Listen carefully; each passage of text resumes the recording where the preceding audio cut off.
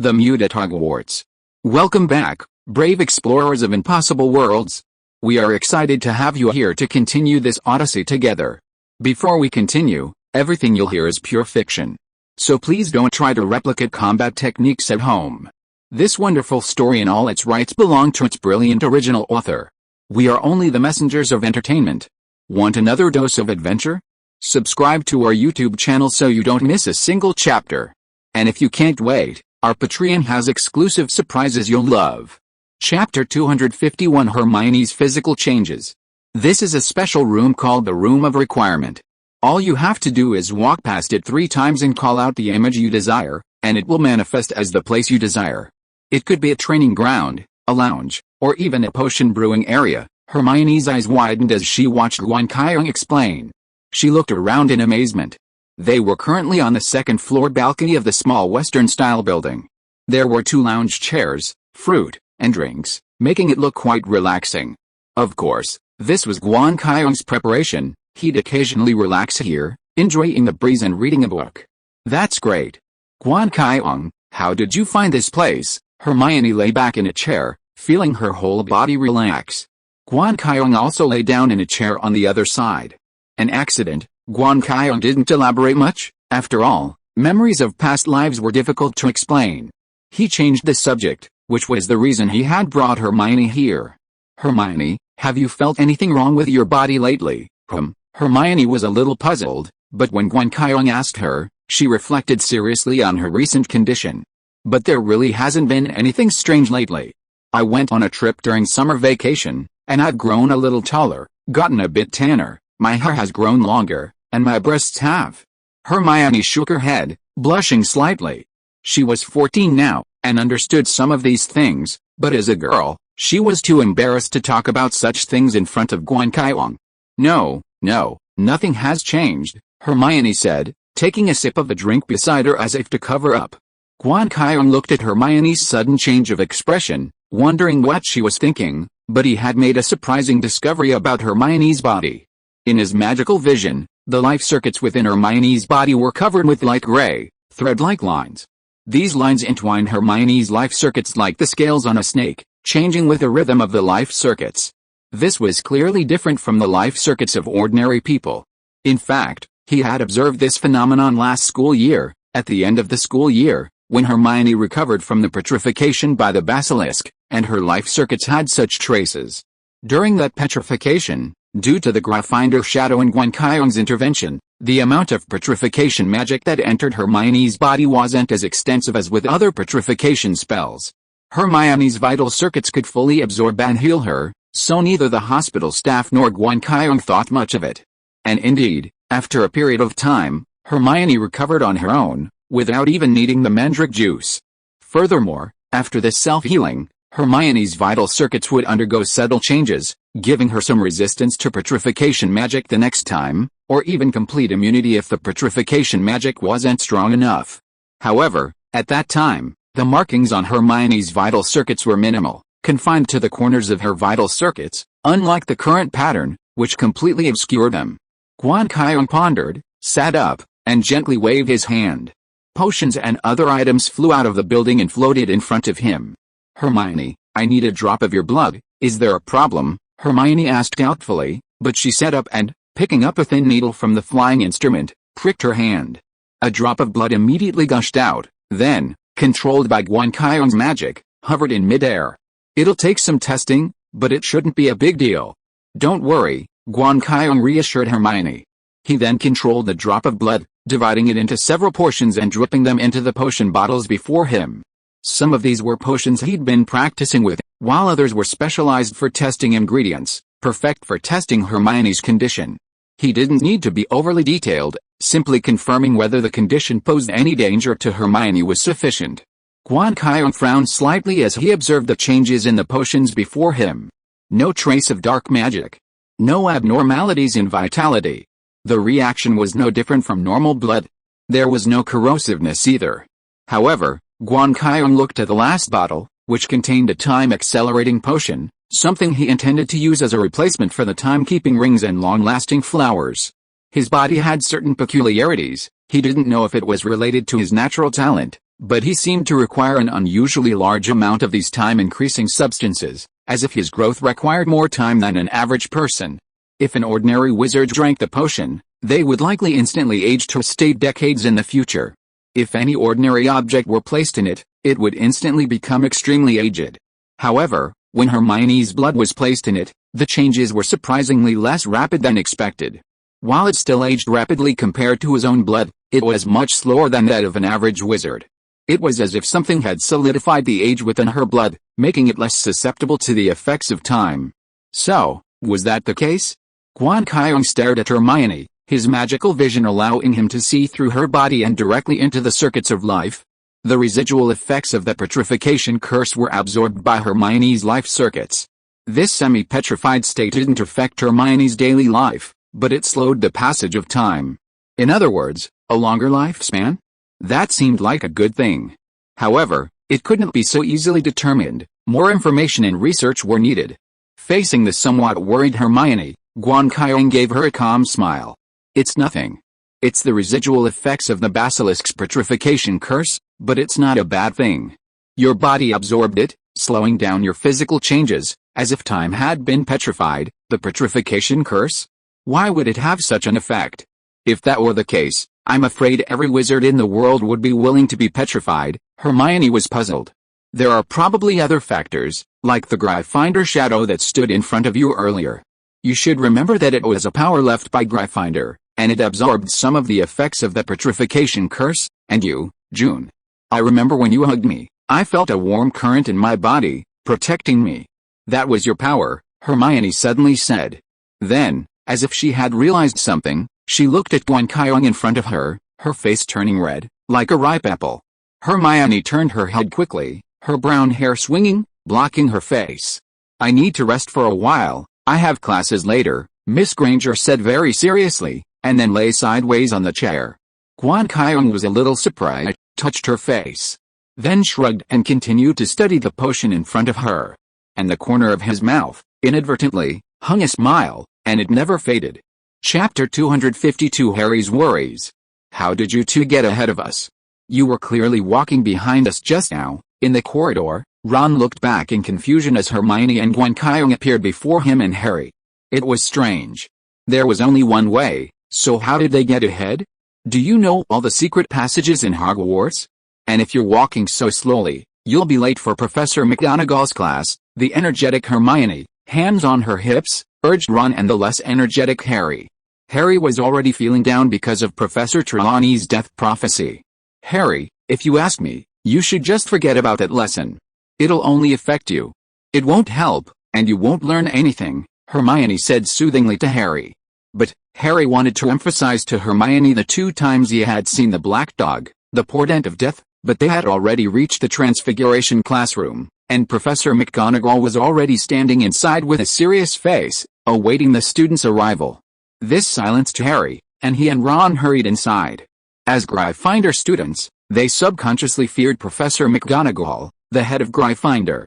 Especially when Professor McGonagall looked over, her calm gaze through her square glasses enough to send shivers down the spine of any student. The Gryffindor students took their seats one by one. Professor McGonagall stood at the front, scanning the room, taking a head count, and nodding. Good. I thought some students would be late because they couldn't find their classrooms. While that might be unusual for third years, there are always those who slip up, Professor McGonagall said jokingly, glancing at Harry and Ron at the back of the room, hoping to brighten the mood and get the first lesson of the new school year off to a good start. But for some reason, Harry's expression was vacant, completely unresponsive. The other students glanced over, but their faces weren't smiling. Instead, they held worried glances. Professor McGonagall frowned slightly, sensing something was amiss. But she didn't dwell on it and continued. Okay, class begins now. Professor McGonagall drew the students' attention back. As third-year students, you've left behind the immaturity of your first and second years. Even those from Muggle society now have a basic, yet comprehensive understanding of the wizarding world in all its various forms of magic. So, after your third year, Hogwarts has added elective courses to allow you to learn more about the wizarding world. Similarly, the main courses will be much more challenging than before. They won't just teach basic, simple magic like your first and second years. Professor McGonagall spoke, gently waving her wand. Before her, the teacup on the podium transformed into Toad, croaking forlornly. Then, under the professor's control, the Toad transformed into Bird, flapping its wings, though it didn't fly. This was exactly what they had learned in their first and second years, the basics of transfiguration, a simple and uncomplicated subject. Next, I'll teach you more advanced aspects of transfiguration, allowing you to master its various marvelous applications. Professor McGonagall looked at the students, who seemed somewhat melancholy, and her eyes twitched. For example, Animagus, she suddenly raised her voice and waved her wand. Then, her body suddenly transformed, shrinking in size and sprouting fur all over her body. In the blink of an eye, Professor McGonagall transformed into a tabby cat before the students.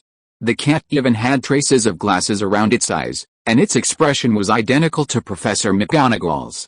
After a moment, Professor McGonagall returned to her normal self and looked at the students who remained silent. This time, she couldn't help herself. "I say, what's wrong with you?" Professor McGonagall looked at them. Normally, there'd be some applause at this time. Although I don't expect it, this is the first time I've ever seen something like this. Animagus has always been a great way to spark students' interest in transfiguration. After all, who wouldn't want to transform into an animal to experience a new, different body than human? Professor McGonagall often used this to encourage her students to become more enthusiastic about transfiguration. Although Animagus was a difficult subject, rarely mastered even by seventh-year students, she still offered explanations and demonstrations during third year to boost their enthusiasm. However, the situation wasn't what she'd expected. Something must have happened that had affected them. Upon hearing this, the students turned to look at Harry, but no one spoke, unsure what to say or afraid of upsetting him. Only Hermione raised her hand. "It's divination, Professor. We just had a divination class." Professor Trelawney. Before Hermione could finish, Professor McGonagall nodded in understanding and spoke with a hint of disdain. "I understand, Miss Granger. A death omen, isn't it? It's in one of you. She says someone will die this year." Professor McGonagall turned her gaze to where the students' attention was focused. "Harry. So, this year's candidate is you? Potter, Sybil Trelawney predicted your death, so everyone is worried about you. You've been affected quite a bit, and you can't even concentrate in class." "Professor, Harry wanted to explain that he had seen the black dog omen twice before, but he wasn't sure if Professor McGonagall would believe him. He couldn't figure out how to start the conversation so that Professor McGonagall would understand the seriousness of the matter. "I understand, Potter." Professor McGonagall looked at Harry. "To be honest, anyone who is told by a fortune teller that he is about to die would be as worried as you are now. It's not surprising.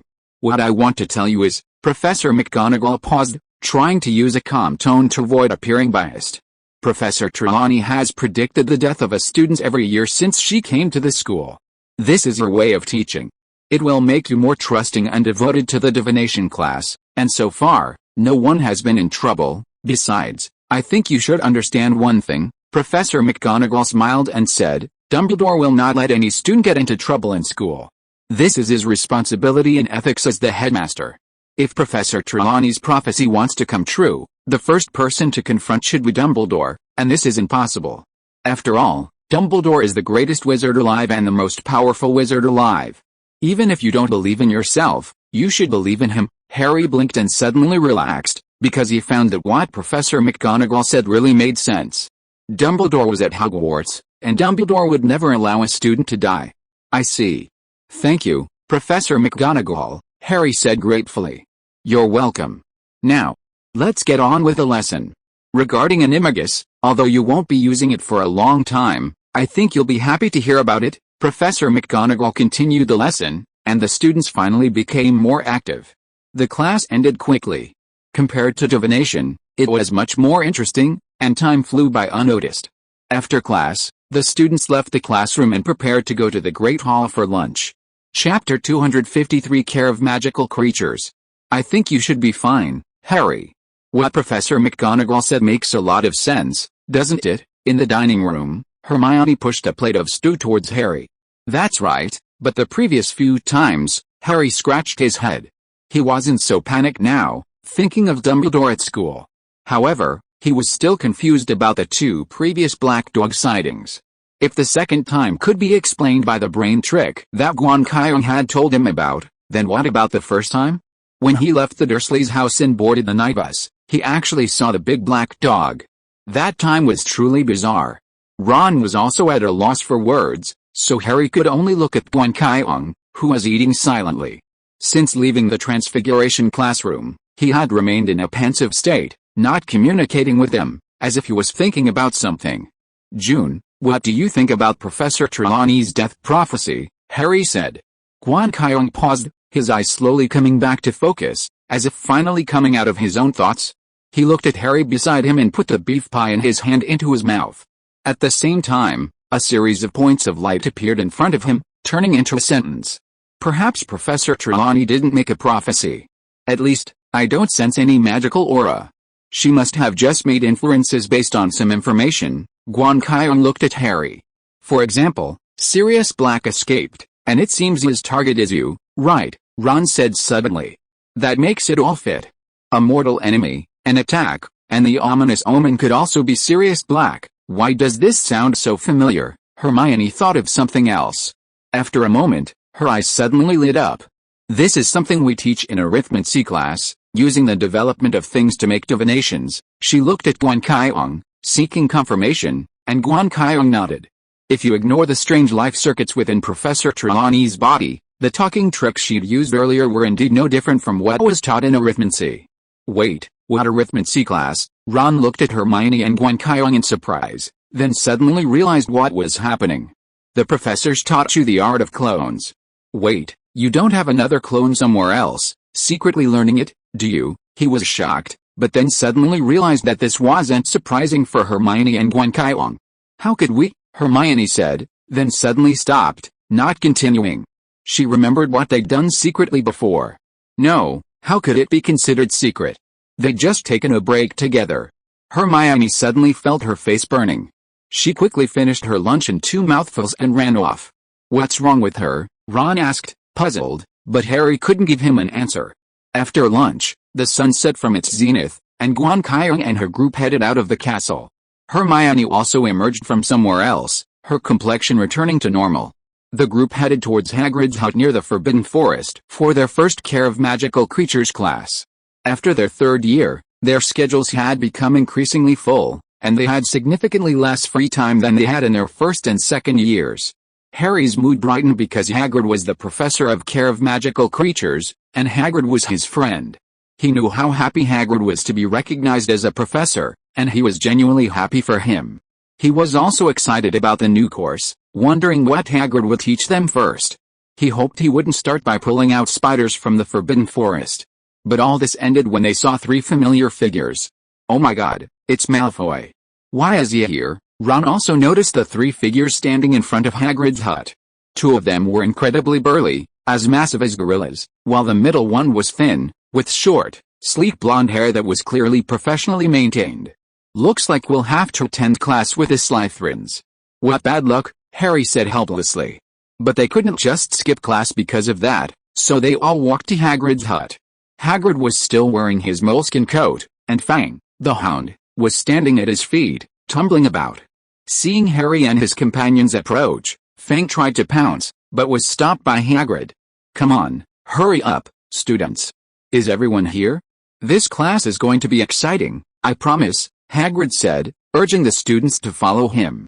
They circled the edge of the Forbidden Forest and arrived at a small paddock. Harry and Ron grew excited again, anticipating what was to come. However, Gwen, standing next to them, frowned and glanced around. What's wrong, Gwen? Hermione noticed Gwen's movements and asked softly. Nothing, Gwen shook her head, her eyes scanning the area, as if searching for something, but found nothing. Everyone, come over here, around this fence. This way you can see what's inside, Hagrid shouted. His voice was so loud that Guan Qiong even suspected it would scare off the creatures on the edge of the Forbidden Forest. Okay, then, open your textbooks. How do we open them? Malfoy's voice icy, piercing the space like a sudden icy spike in the sun, demanding attention. Hagrid blinked his black beetle-like eyes and rubbed his fingers nervously. How do we open our textbooks? Malfoy asked again, his tone disgusted. He pulled out the Care of Magical Creatures textbook, a tightly bound monster book. It was visible, still struggling, its sharp teeth gleaming menacingly, as if it was about to bite anything to pieces. The other students also brought out their own books, all of which had been tied up or clamped with something to restrict the monster book's movement. No one can open their textbooks. Hagrid looked at the students with some disappointment. Suddenly, his eyes lit up and he looked towards Gryffindor.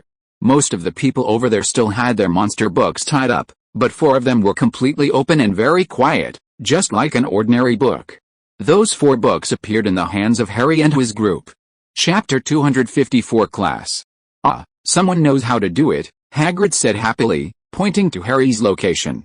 Then, reaching out his large hand, he took the monster book from a nearby student and tore off the tape. It's not complicated, actually. Just do this. Hagrid ran his thick index finger down the spine of the book. The monster book trembled, then automatically unfolded in his hand, its teeth becoming soft embellishments. It only takes 1 moment. Pretty easy, isn't it? Hagrid said with a smile. If no one had been able to deal with a monster book, he'd have worried that his thinking was flawed. But since Harry and the others knew this, it meant it wasn't his fault, but the students' lack of careful consideration. That's right, that's it. Hagrid nodded inwardly, his confidence returning. HMPH, that big guy must have secretly told them. Guess we'll have to curry favor with the professor from now on, or he won't teach us some things, Malfoy muttered disapprovingly to his 2 followers, just loud enough for everyone to hear. Hagrid's eyes widened, staring at Malfoy in disbelief. He hadn't expected him to say such a thing. For a professor, it was a particularly vicious remark. Shut up, Malfoy. It's clearly your own fault, Harry couldn't help but say. Malfoy glared at Harry, ready to argue, but Hagrid suddenly waved his hand, forcibly controlling the situation. All right, class time now. No more arguing, Hagrid shouted, his voice drowning out all the noise. Now, look at your books. We need some magical creatures. I'll bring them over in a minute. Hagrid stalked off into the Forbidden Forest, disappearing from their sight in a moment. His back was hurried, as if he was trying to keep the class moving smoothly. HMPH, I can't believe that big guy is the professor at this school. The Department for the Regulation and Control of Magical Creatures at the Ministry of Magic has so many experts who know how to deal with magical creatures. Fudge even asked Dumbledore if he should send someone to take over the professorship, Malfoy said in dismay as he watched Hagrid leave. His father had complained to him about this during the summer vacation, because Dumbledore directly rejected Fudge's suggestion, saying that this was an internal matter of Hogwarts school and that the Ministry of Magic did not need to intervene. This made Lucius's ideas come to nothing. In the end, the person who became the professor of care of magical creatures was actually this big guy. My God, he didn't even finish Hogwarts. How could he be qualified to be such a good professor? Malfoy also disliked this big guy. Not only was his huge size and rude behavior unbearable to Malfoy, a noble, but also because Hagrid was a good friend of Harry. Hagrid would be the best professor. He loves magical creatures from the bottom of his heart. As expected, Harry refuted Malfoy's words and defended his friend Hagrid. This made Malfoy's disgusted expression even more intense. With all due respect, Potter, Malfoy said sarcastically, I doubt his understanding of magical creatures comes from all those years as a Forbidden Forest warden, hunting and dissecting them for the Society for Magical Creatures. If that's the case, then it truly is a passion, a love that goes all the way to the heart. You, Harry began angrily, but the screams of the other students interrupted their conversation. The rest of the students stared in amazement at the other side of the paddock, where a dozen or so animals, led by Hagrid, were approaching them. The creatures had the bodies, hind legs, and tails of horses, but from the center, the front legs, wings, and heads forward, they resembled eagles, much larger than the eagles Harry had seen on television. Their long, sharp beaks felt like steel, and one could almost feel the chill of it. Their bright orange eyes were fierce, revealing their carnivorous nature. The talons on their front feet scratched the ground as they walked. One could imagine what those claws would do to a human. All the students were frightened by the strange creatures. Fortunately, each animal had a thick leather collar around its neck, with a long chain hanging from it. Hagrid held the chain tightly in his hand. This made the students feel much safer. Hagrid pulled the animals to the nearby fence and tied them all to the fence, then waved happily to the students. The hippogriff is a very beautiful magical creature. Today we will learn how to approach it and gain its trust. This will be very interesting. Believe me, you will love it. Hagrid looked at the students with a smile, trying to see among them a brave person who is willing to cooperate with his teaching. It's not a very difficult thing.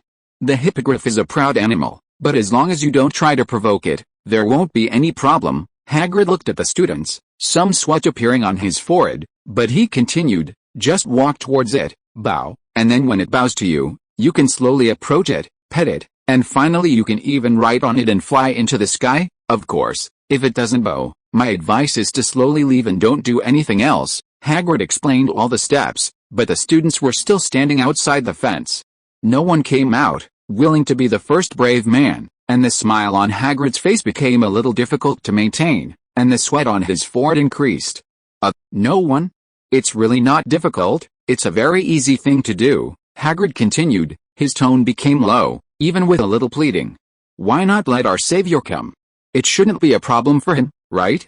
Besides, I remember someone just saying that big guys are the best professors. Malfoy suddenly spoke insidiously, provoking Harry with his words. Shut up, Malfoy, why don't you go yourself? Ron said to Malfoy angrily, denouncing his ill intentions. Malfoy shrugged. I wouldn't dare. After all, I'm not a brave Gryffindor. The contemptuous smile on his face made Ron absolutely certain that the word he actually meant was reckless. Chapter 255 Unexpected Puppet Curse. As Malfoy and Ron argued, Harry gritted his teeth and prepared to step forward and give it a try. After all, this was Hagrid's first Care of Magical Creatures class, and he had to make sure it was a success. But before Harry could do so, another person stepped out from the crowd, walked in front of everyone, and scaled a fence, coming to face Hagrid and the hippogriffs. It was Guan Qiong. Guan Qiong frowned slightly, looking around at himself in confusion. He didn't want to step forward. Although he didn't want to see Hagrid's first class awkward, he couldn't help. Oh, Guan Qiong, good job. I should have thought of you. You're the gamekeeper, Hagrid said loudly.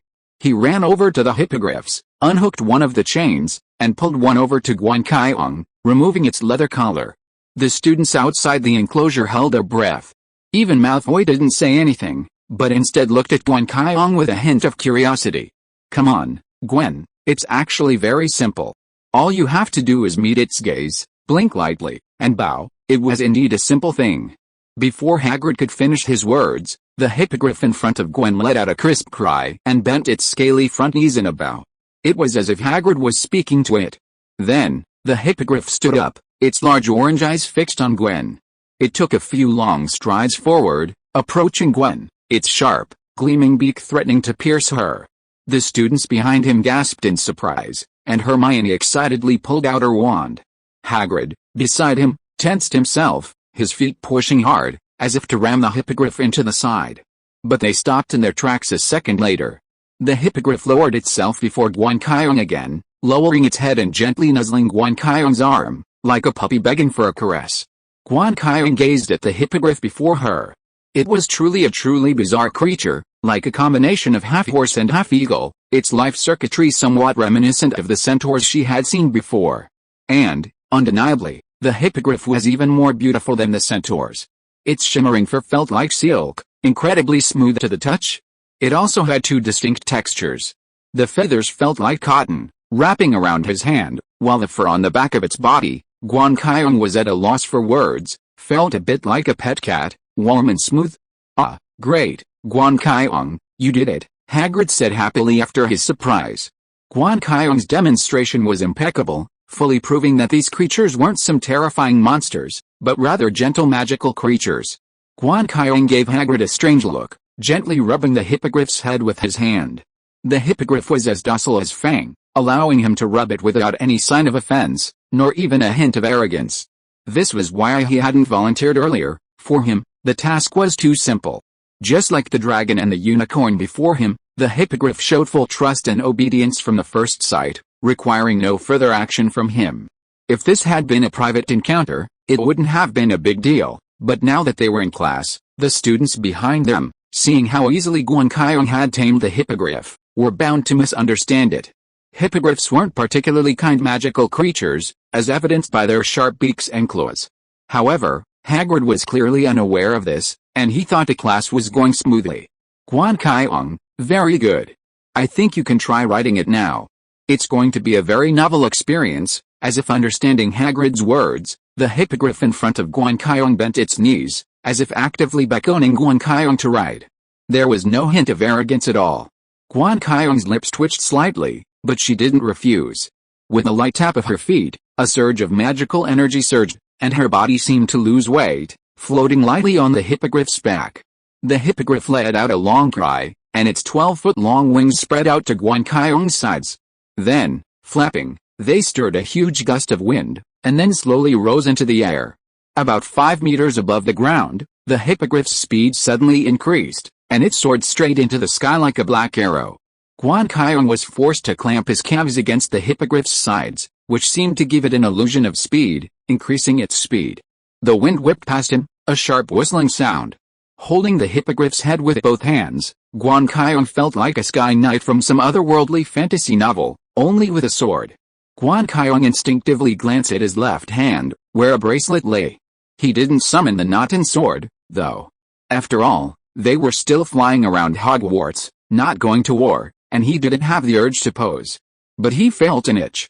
As Guan Qiong circled in the air, he suddenly noticed something unusual happening among the students below. It seemed someone was injured, causing a small commotion. Guan Qiong patted the hippogriff's head in front of him and pointed downwards. The hippogriff let out a crisp cry and dived towards the ground.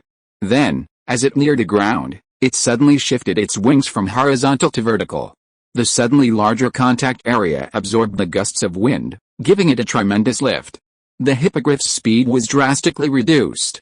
Then, with a resounding thud, the hippogriff fell to the ground.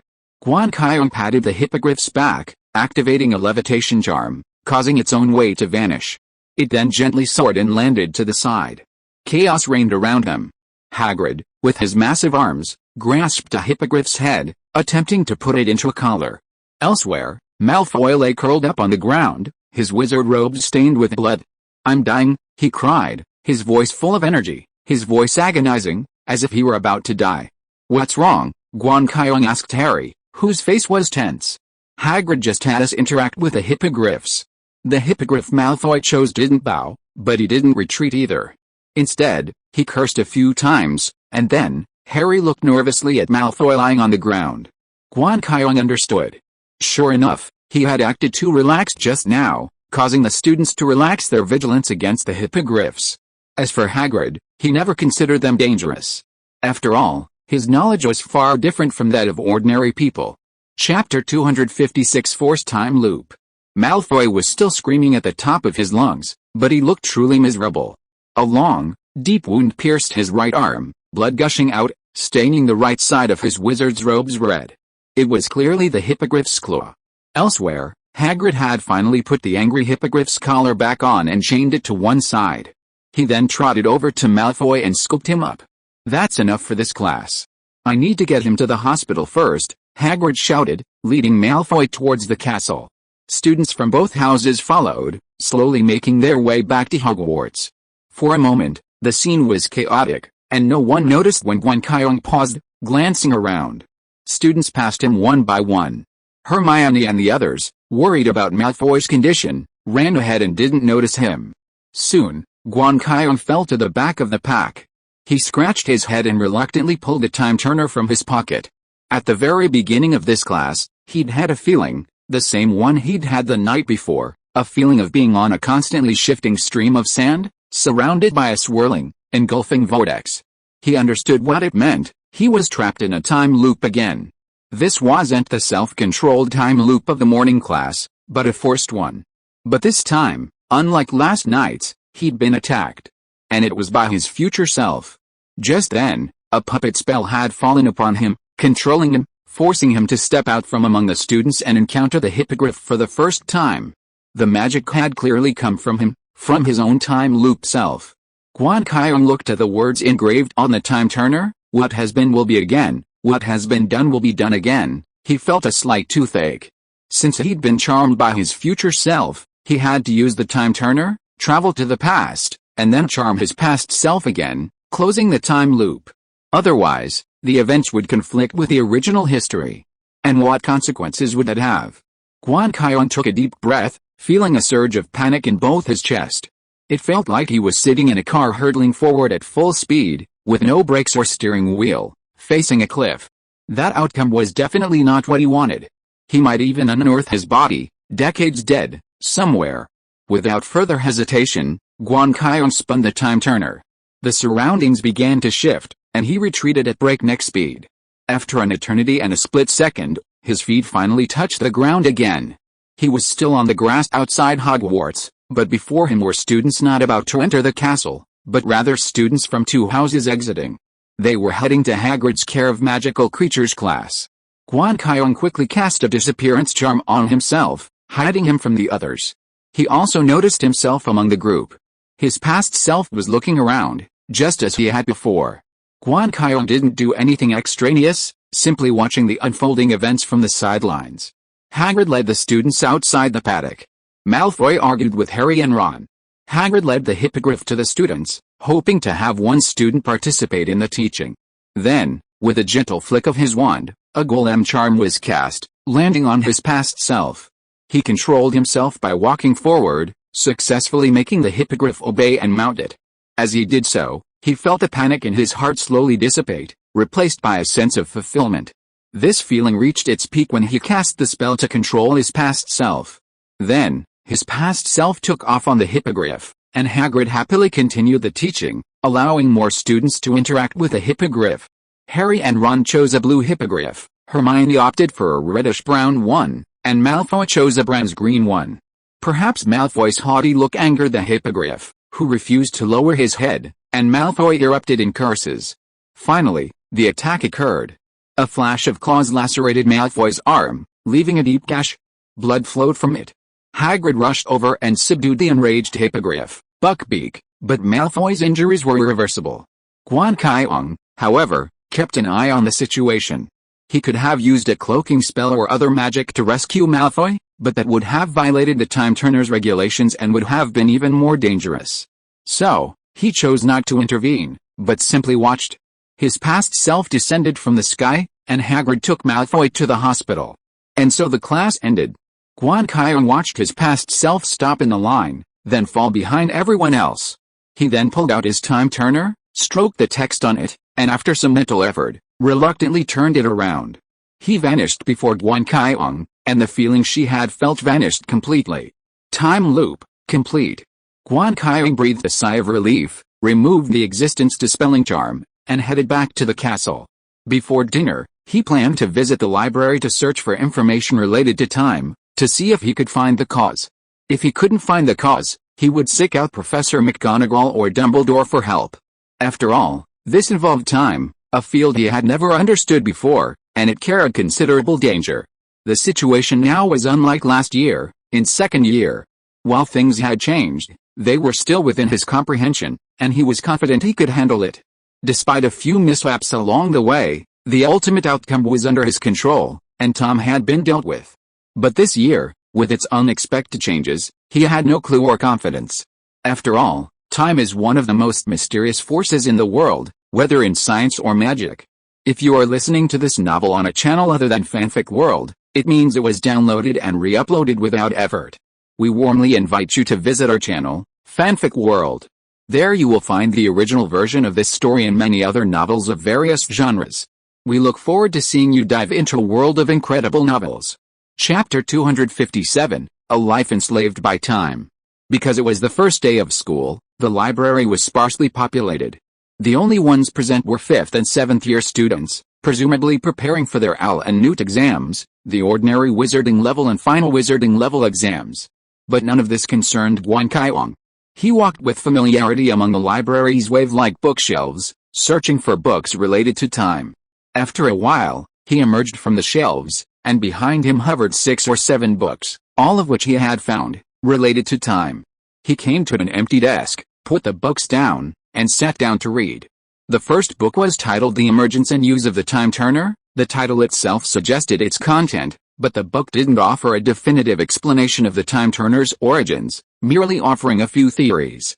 For example, when wizards were just beginning to master magic and explore the world, a meteorite fell from the sky.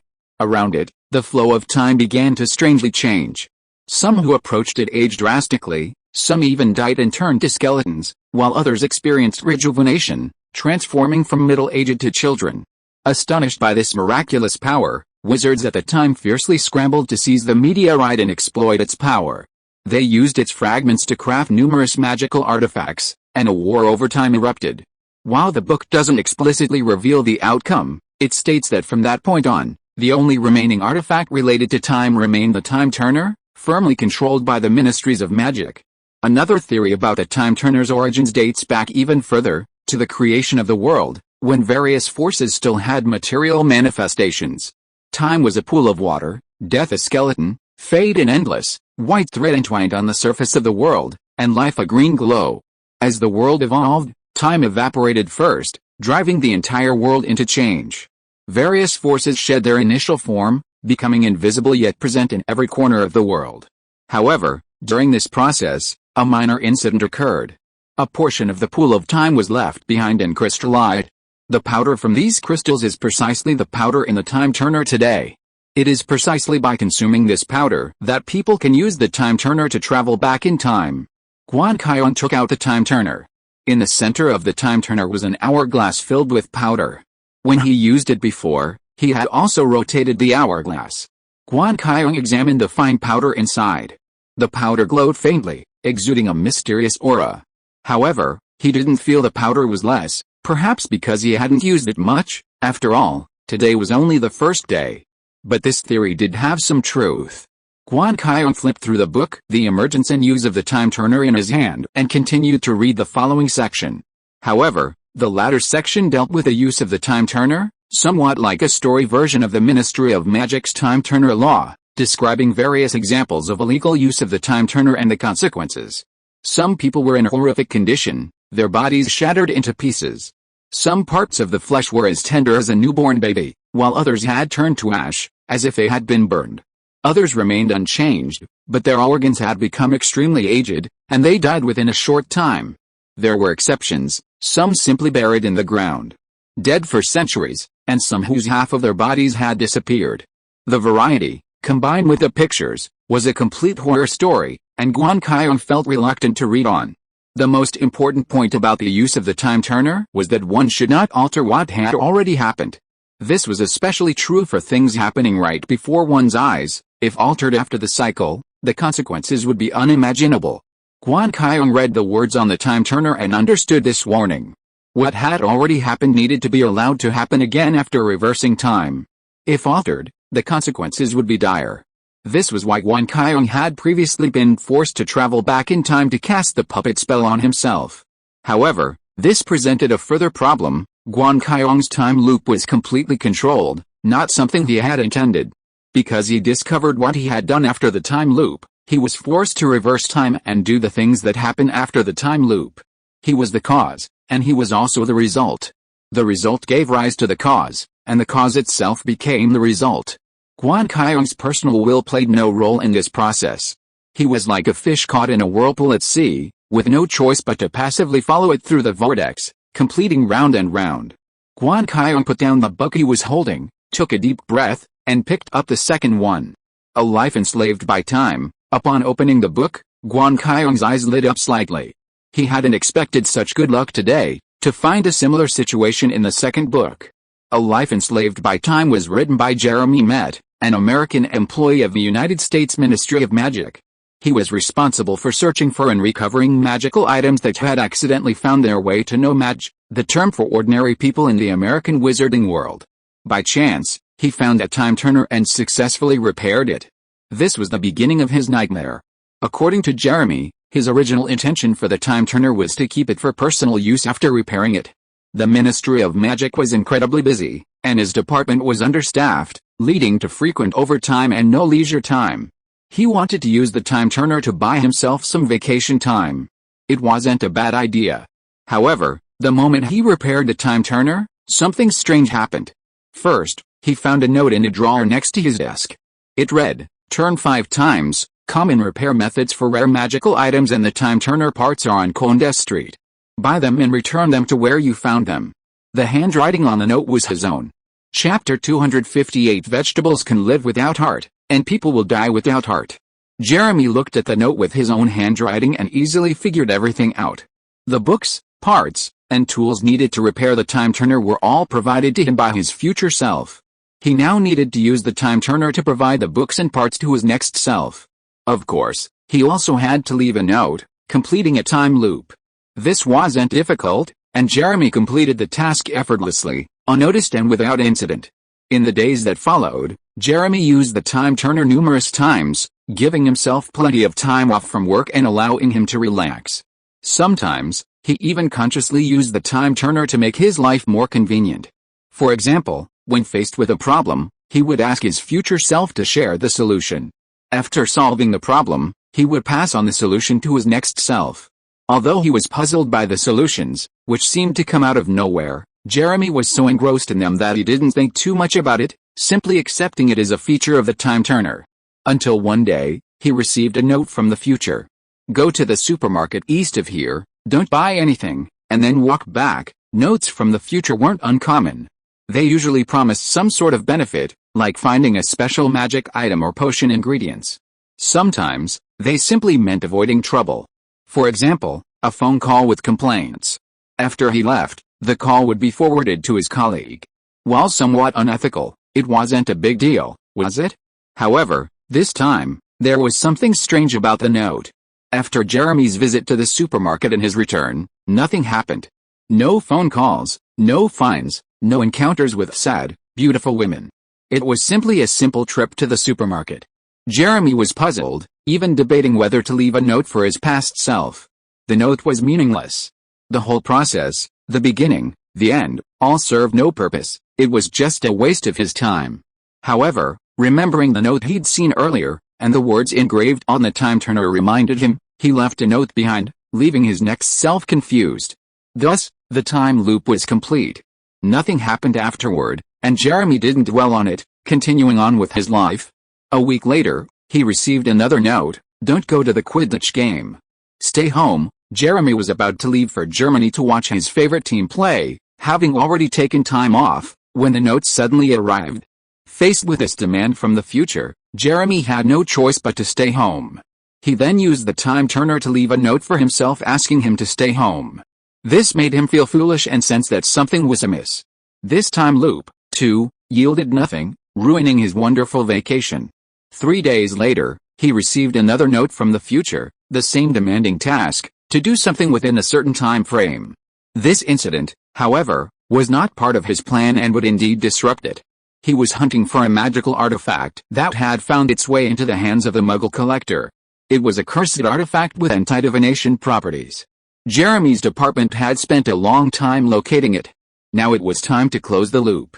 If he followed the note's instructions, Jeremy was sure the artifact would escape their sight again, just as it had countless times before. After careful consideration, Jeremy decided not to follow his future self's instructions this time. He didn't intend to fight time, but rather to disregard the note's instructions and proceed on his own. Then, after the matter was over, he could use the time turner to return to the past and leave a note for his past self. This way, time seemed to repeat itself. While it was a bit risky, Jeremy felt it was worth a try. His repeated use of the time turner had long since dispelled his awe of time.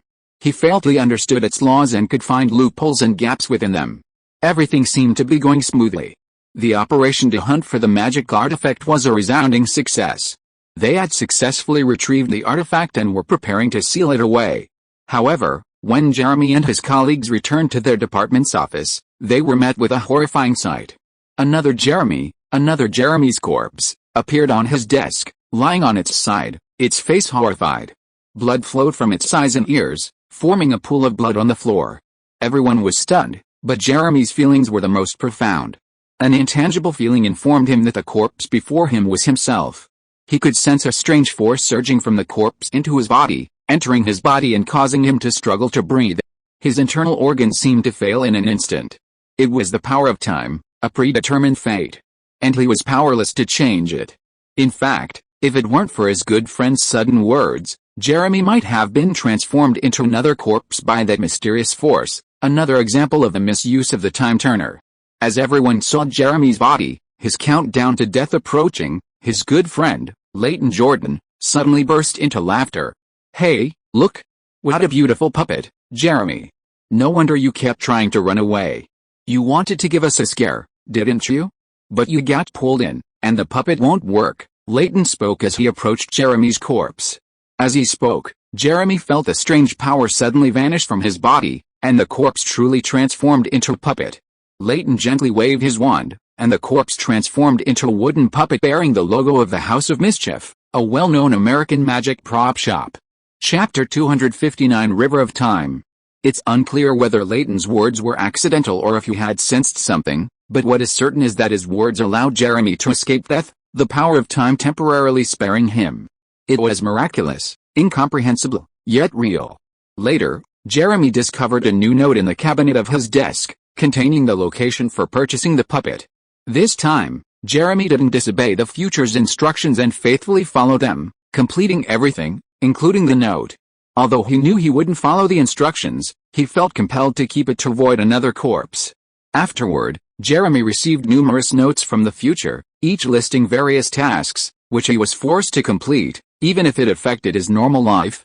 Even when some tasks he didn't want to do were completely contrary to his wishes. Jeremy soon discovered that his life was completely controlled. The notes from the future became more and more frequent, starting with a week, then 3 days, then a day, and finally half a day. Furthermore, the contents, starting with just a few incidents, eventually expanded to a full page, meticulously arranging his entire life. He had become a puppet driven by notes from the future. Ironically, those notes had been written and placed by the very person who had previously used the time turner. Jeremy couldn't understand what had gone wrong. Throughout the entire time loop, he was the cause, the process, and the outcome, yet the entire process wasn't unfolding according to his own ideas, but rather from a more ethereal source. Just like the previously unknown solutions he'd received, the requests on these notes also came from nowhere, seemingly appearing out of thin air. Yet, these requests completely controlled him, leaving him without a life of his own. Everything was like a character in a novel, completely controlled by a pen from outside. Even this book, A Life Enslaved by Time, appeared one day in his locker, accompanied by a note demanding that he take it and publish it. Jeremy spent a long time in his preordained life, ultimately committing suicide in 1972. Beside his body, a note lay in his own handwriting, reading, "Drink the wine by the window." The wine was something Jeremy had prepared after the time shift. Unbeknownst to him, the food he'd eaten that day would react severely with the wine, ultimately becoming highly toxic. Finally, after his final cycle, he collapsed, and time stopped flowing for him. The Ministry of Magic later collected the note, but it disappeared during transportation. The plot of Jeremy's death also appeared at the back of A Life Enslaved by Time, which had been submitted to the publisher, as if an invisible book were writing his story. Guan Qiong soon narrowed his eyes, closed the copy of A Life Enslaved by Time, breathed a sigh of relief, and rubbed his temples. Leaving aside the authenticity of the book, the story shared some similarities with his current situation, uncontrolled time loops. Within those time loops, they were the cause, the process, and the outcome, yet the entire process was beyond their control. They were like puppets, performing meaningless acts on the stage of the time loop. Furthermore, to protect their own lives. However, compared to Jeremy, Guan Qiong's current situation was better. At least, he didn't have those notes suddenly appearing next to him with demands. A thought struck Guan Qiong. Jeremy had used the time turner many times to seek solutions from his future self, then pass those solutions on to his past self. This made his life much easier, allowing him to easily solve even the most difficult problems. However, was this method, similar to exploiting time bugs, truly flawless? Guan Qiong disagreed. Information without a source was bound to have negative consequences. After all, both magic and science are governed by fundamental principles. Creating something out of nothing violates these fundamental principles in every way. Guan Qiong pondered, seeing she still had some time, so she pulled out a third book from the stack in front of her and flipped open it, attempting to find more information. The third book, titled The Possibility and Ecological Study of the Existence of Time Creatures, was a purely speculative work by the French magizoologist Harlan Jacob. He had also acquired a time turner by chance, though he didn't use it much. Instead, he proposed a hypothesis based on it: time creatures. Since time can be materialized, turning into powder in a time turner, Is it possible that there are invisible magical creatures living within time, yet they lack form and require a special method to transform into material form? Similarly, the magizoologist proposed that the environment in which time creatures live is the very time we inhabit. However, unlike our perception of time, for time creatures, time is like a spacious river, where they can flow upstream or downstream, reaching any point in time. This was Harlan's understanding of time. In his view, time existed everywhere in the world, yet was completely separate from the physical realm. Wizards and humans could hardly influence the river of time, let alone the time creatures within it. However, under certain circumstances, wizards could interact with a river of time and exert some influence. That was when using a time turner. According to this theory, wizards who experienced problems with a time turner spent too long in the river of time, experiencing such a profound impact that they attracted time creatures, who then influenced them and disrupted their own timelines, causing problems. Harlan mentioned a case of involuntary time loops, caused by a time creature's vortex as it passed through the time stream, sucking the wizard into it after using the time turner. Guan Qiong's eyes flickered, and she thought this sounded plausible. Chapter 260 Going to the Principal's Office. By this time, Guan Qiong, having quickly finished reading 3 books, noticed that the sky outside had darkened, signaling evening. He returned the 3 books he had finished to the shelf and took the remaining books to Madame Pants, requesting to borrow them. This was perfectly normal, especially since Guan Qiong was a frequent visitor to the library. Madame Pants glanced at the titles and speculated that Guan Qiong might have become interested in this magical power after receiving the time turner in his 3rd year. This was perfectly normal. She encountered 1 or 2 of these exceptional students every few years. It would be unusual for them not to study the time turner after receiving it. Guan Qiong, good girl.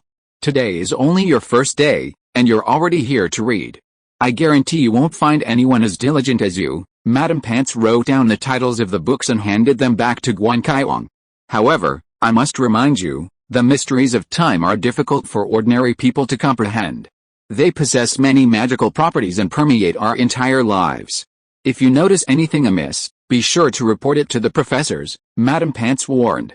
She was very fond of Guan Qiong and was generous with her kindness to those who loved reading. Of course, she also didn't mind letting those who not only didn't focus on their studies but also constantly discussed things in the library, making loud noises that disturbed others, feel her wrath. Yes, thank you, Madame Pants. I was just about to go and ask Dumbledore or Professor McGonagall about something. I seem to have a minor problem with the time turner, Guan Qiong replied politely with a light point, taking the books in his hands. He then left the library and headed towards the dining room. He planned to consult with Dumbledore or Professor McGonagall after dinner to see if they had encountered similar situations before. While the books he had read previously had provided him with a good deal of information and some plausible theories about the cause of his time loop, they didn't offer a clear solution. After all, this was time, something that had existed since the dawn of humanity, since the first wizards used magic. Its power and mystery were not easily understood. After arriving at the restaurant, Guan Qiong happened to meet Harry and the other 2 who were about to leave. They were planning to go to Hagrid's hut to see Hagrid because they found that Hagrid did not come to the restaurant for dinner. He must be very sad. This is his first class, and it was disrupted by Malfoy. And that guy Malfoy will definitely take advantage of this and cause trouble for Hagrid, Harry said worriedly. They originally wanted to invite Guan Qiong to go with them, but when they saw Guan Qiong said that he had something to do with Dumbledore later, they had to give up. Guan Qiong looked at the backs of the 3 people leaving and sighed. If it weren't for this sudden time loop, he could have helped Hagrid avoid this incident. After all, for him, it is not too difficult to appease a magical beast or control a person's actions. Fortunately, he still had a complete memory of Harry Potter's 3rd year, and knew that this incident would have a happy ending. The hippogriff named Buckbeak was eventually rescued by Hermione, as was Sirius. Guan Qiong ate his toast and bacon for dinner, his mind wandering to other things. When he thought of Sirius, who was still on the run, Guan Qiong's hand on his fork paused. Sirius wasn't worth questioning, that was Harry's story. Lupin the werewolf could approach him and try to learn the Patronus charm with Harry, so he could have a proactive approach against the Dementors instead of relying solely on potions. While the Dementors seemed to have the same good intentions towards him as the magical creatures, it was always better to be prepared. But Guan Qiong wasn't thinking about them now, but about another character who played a crucial role in Harry's story and drove the plot forward, Crookshanks. It was she who had been secretly helping Sirius, even helping him find Neville's note containing the Gryffindor password. It was she who had been secretly caring for Sirius. She also harbored a deep hatred for Scabbers the Mouse, aka Peter Pettigrew. Furthermore, Guan Qiong had observed that her body contained a magical skeleton similar to an animagus, which smacked of dark magic. Guan Qiong lifted the toast from her fork into his mouth, chewing slowly, then tapped the fork against the plate in front of him, making a rhythmic sound. He needed to contact Crookshanks. He could ignore the plot involving Harry, but he had to ensure Hermione's safety. Furthermore, he was somewhat interested in the magical skeletons on Crookshanks, which were similar to but different from ordinary animagus structures. His intuition told him that they would be more interesting than the animagus taught by Professor McGonagall. Both of his instincts spoke the same language. However, for now, he should first consult Dumbledore about the time loop. This matter was urgent. He did not want to become a puppet of time. Guan Qiong finished his dinner and headed for the headmaster's office. The office was located in a separate tower. Arriving at the door, Guan Qiong spotted a massive stone beast, the office's guardian. He needed the correct password to gain entry. Honestly, this seemed like the first time he'd proactively sought out Dumbledore. In the past, Dumbledore had always brought him in, and he usually tried to resolve any issues on his own. After all, his soul was that of an adult, not a child in a school. Of course, the situation was different now. Since the mystery of time was involved, it was better to seek Dumbledore out sooner rather than later. He didn't want to receive a note from the future stating, "No meeting with Dumbledore allowed," that would be troublesome. Guan Qiong gazed at the stone beast before him, thought for a moment, and then pulled his wand from his pocket. Of course, he didn't know the password, and whether the stone beast could read was another matter. However, he had other options. Pressing his wand against the stone beast, Guan Qiong's magic surged out, impacting every location of the magic circuits he could see on the stone beast, and vigorously vibrating them. This was like knocking on the door. If Dumbledore was inside, he would definitely be able to sense his arrival. Sure enough, after a while, the stone beast jumped aside, and the wall behind it split in the middle, revealing a passage. At the front of the passage, Dumbledore stood there, looking at him with a smile. Chapter 261 Conversation. Dumbledore's office remained virtually unchanged from when Guan Qiong arrived in her first year. Portraits of past headmasters hung in their original positions, their figures dozing as if they would never wake. Beside the office, Fawkes chirped. Reborn after consuming the basilisk's flesh, he now looked even more vibrant than before, his flaming wings like blazing flames. Dumbledore retrieved tea leaves from a nearby drawer and hot water from the nearby fireplace. He brewed 2 cups of tea and placed them in front of himself and Guan Qiong. "It's strange. I didn't expect you to come to me on the first day of school. It seems you've been in quite a bit of trouble. After all, you're such an independent child. I once thought the best help I could offer you is to do nothing and let you go." Dumbledore blew on the floating tea leaves from his cup, grinning. Yes, there were some unexpected circumstances. Guan Qiong pulled a time turner from his pocket, placed it on the table, and then told Dumbledore what had happened. These included 2 mandatory time loops and 3 time loops he had initiated and controlled. He similarly told Dumbledore about the books he'd read that afternoon, though judging by Dumbledore's appearance, he'd likely read them before. As an elder, he possessed wisdom unimaginable to ordinary people, wisdom derived from his age and the books he'd read throughout his long life. Wisdom can't be acquired through mere wishful thinking. "Jeremy? I've read that book, and it does contain some interesting things." Dumbledore picked up Guan Qiong's time turner and gazed at the powder within with his azure eyes. As always, Guan Qiong didn't detect any trace of magic on Dumbledore's body, but the time turner began to glow a brilliant white light in his hand, and his palm began to shift between youth and age. Ultimately, however, his palm retained its original appearance, and he placed the time turner back on the table. "This is indeed a remarkable matter. I'm glad you thought of me first," Dumbledore said, his expression neither serious nor smiling. "Unfortunately, I can't help you with this matter." Dumbledore shook his head. Guan Qiong was stunned, staring at Dumbledore in disbelief. Was this problem so serious? Was there any hope for him? "But don't worry, it's not as serious as you think." Dumbledore's words brought Guan Qiong back to his senses. He frowned slightly, carefully weighing his words. "First of all, one thing is certain, you won't end up like Jeremy." Your situation is different. Dumbledore waved his hand gently, and a large mass of water suddenly appeared between him and Guan Qiong, flowing from left to right like a river. Jeremy used the time turner to obtain information from the future without a source, which exerted a force on his own time. Dumbledore pointed at the river before him. In the river, a tea leaf began to spin, its own rotational force forming a tiny vortex around it. At first, he could have stopped, but he apparently didn't notice. The tea leaf spun faster and faster, and the vortex grew larger and larger. Finally, the vortex sucked in the surrounding river water, becoming a colossus. At this point, the tea leaves could no longer influence the vortex. It was no longer the tea leaves controlling the vortex, but the vortex controlling the tea leaves. After that, he was completely trapped in the time loop, becoming a slave to time. But it's a different story. Dumbledore waved his hand across the river before him. The massive vortex vanished, but the tea leaf remained. No, it wasn't just the tea leaf.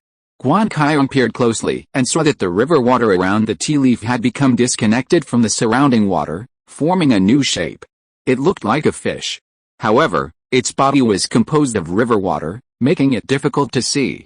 Then, under Dumbledore's control, the fish swung its tail, slamming hard into the river. Where its tail struck the water, a vortex appeared. Dumbledore then picked up a tea leaf from the side and placed it into the vortex. The tea leaf was carried by the vortex, spinning uncontrollably. Guan Qiong knew that the tea leaf represented himself. And the fish? Is it a magical creature of time? Guan Qiong flashed a light and looked at Dumbledore. There's no evidence to prove the existence of time-related magical creatures. It could be something else. Dumbledore didn't make a conclusion. But what is certain is that you will not be in danger. Dumbledore pointed to the vortex in front of them.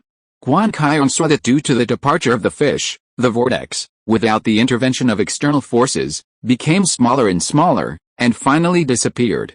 The tea leaf was also able to continue drifting down the river. This seemed to mean that as long as she could endure this period of time, the condition that appeared to Guan Qiong would disappear. This seemed to be a good thing. Thank you for your answer. Guan Qiong relaxed and no longer worried. That's nothing.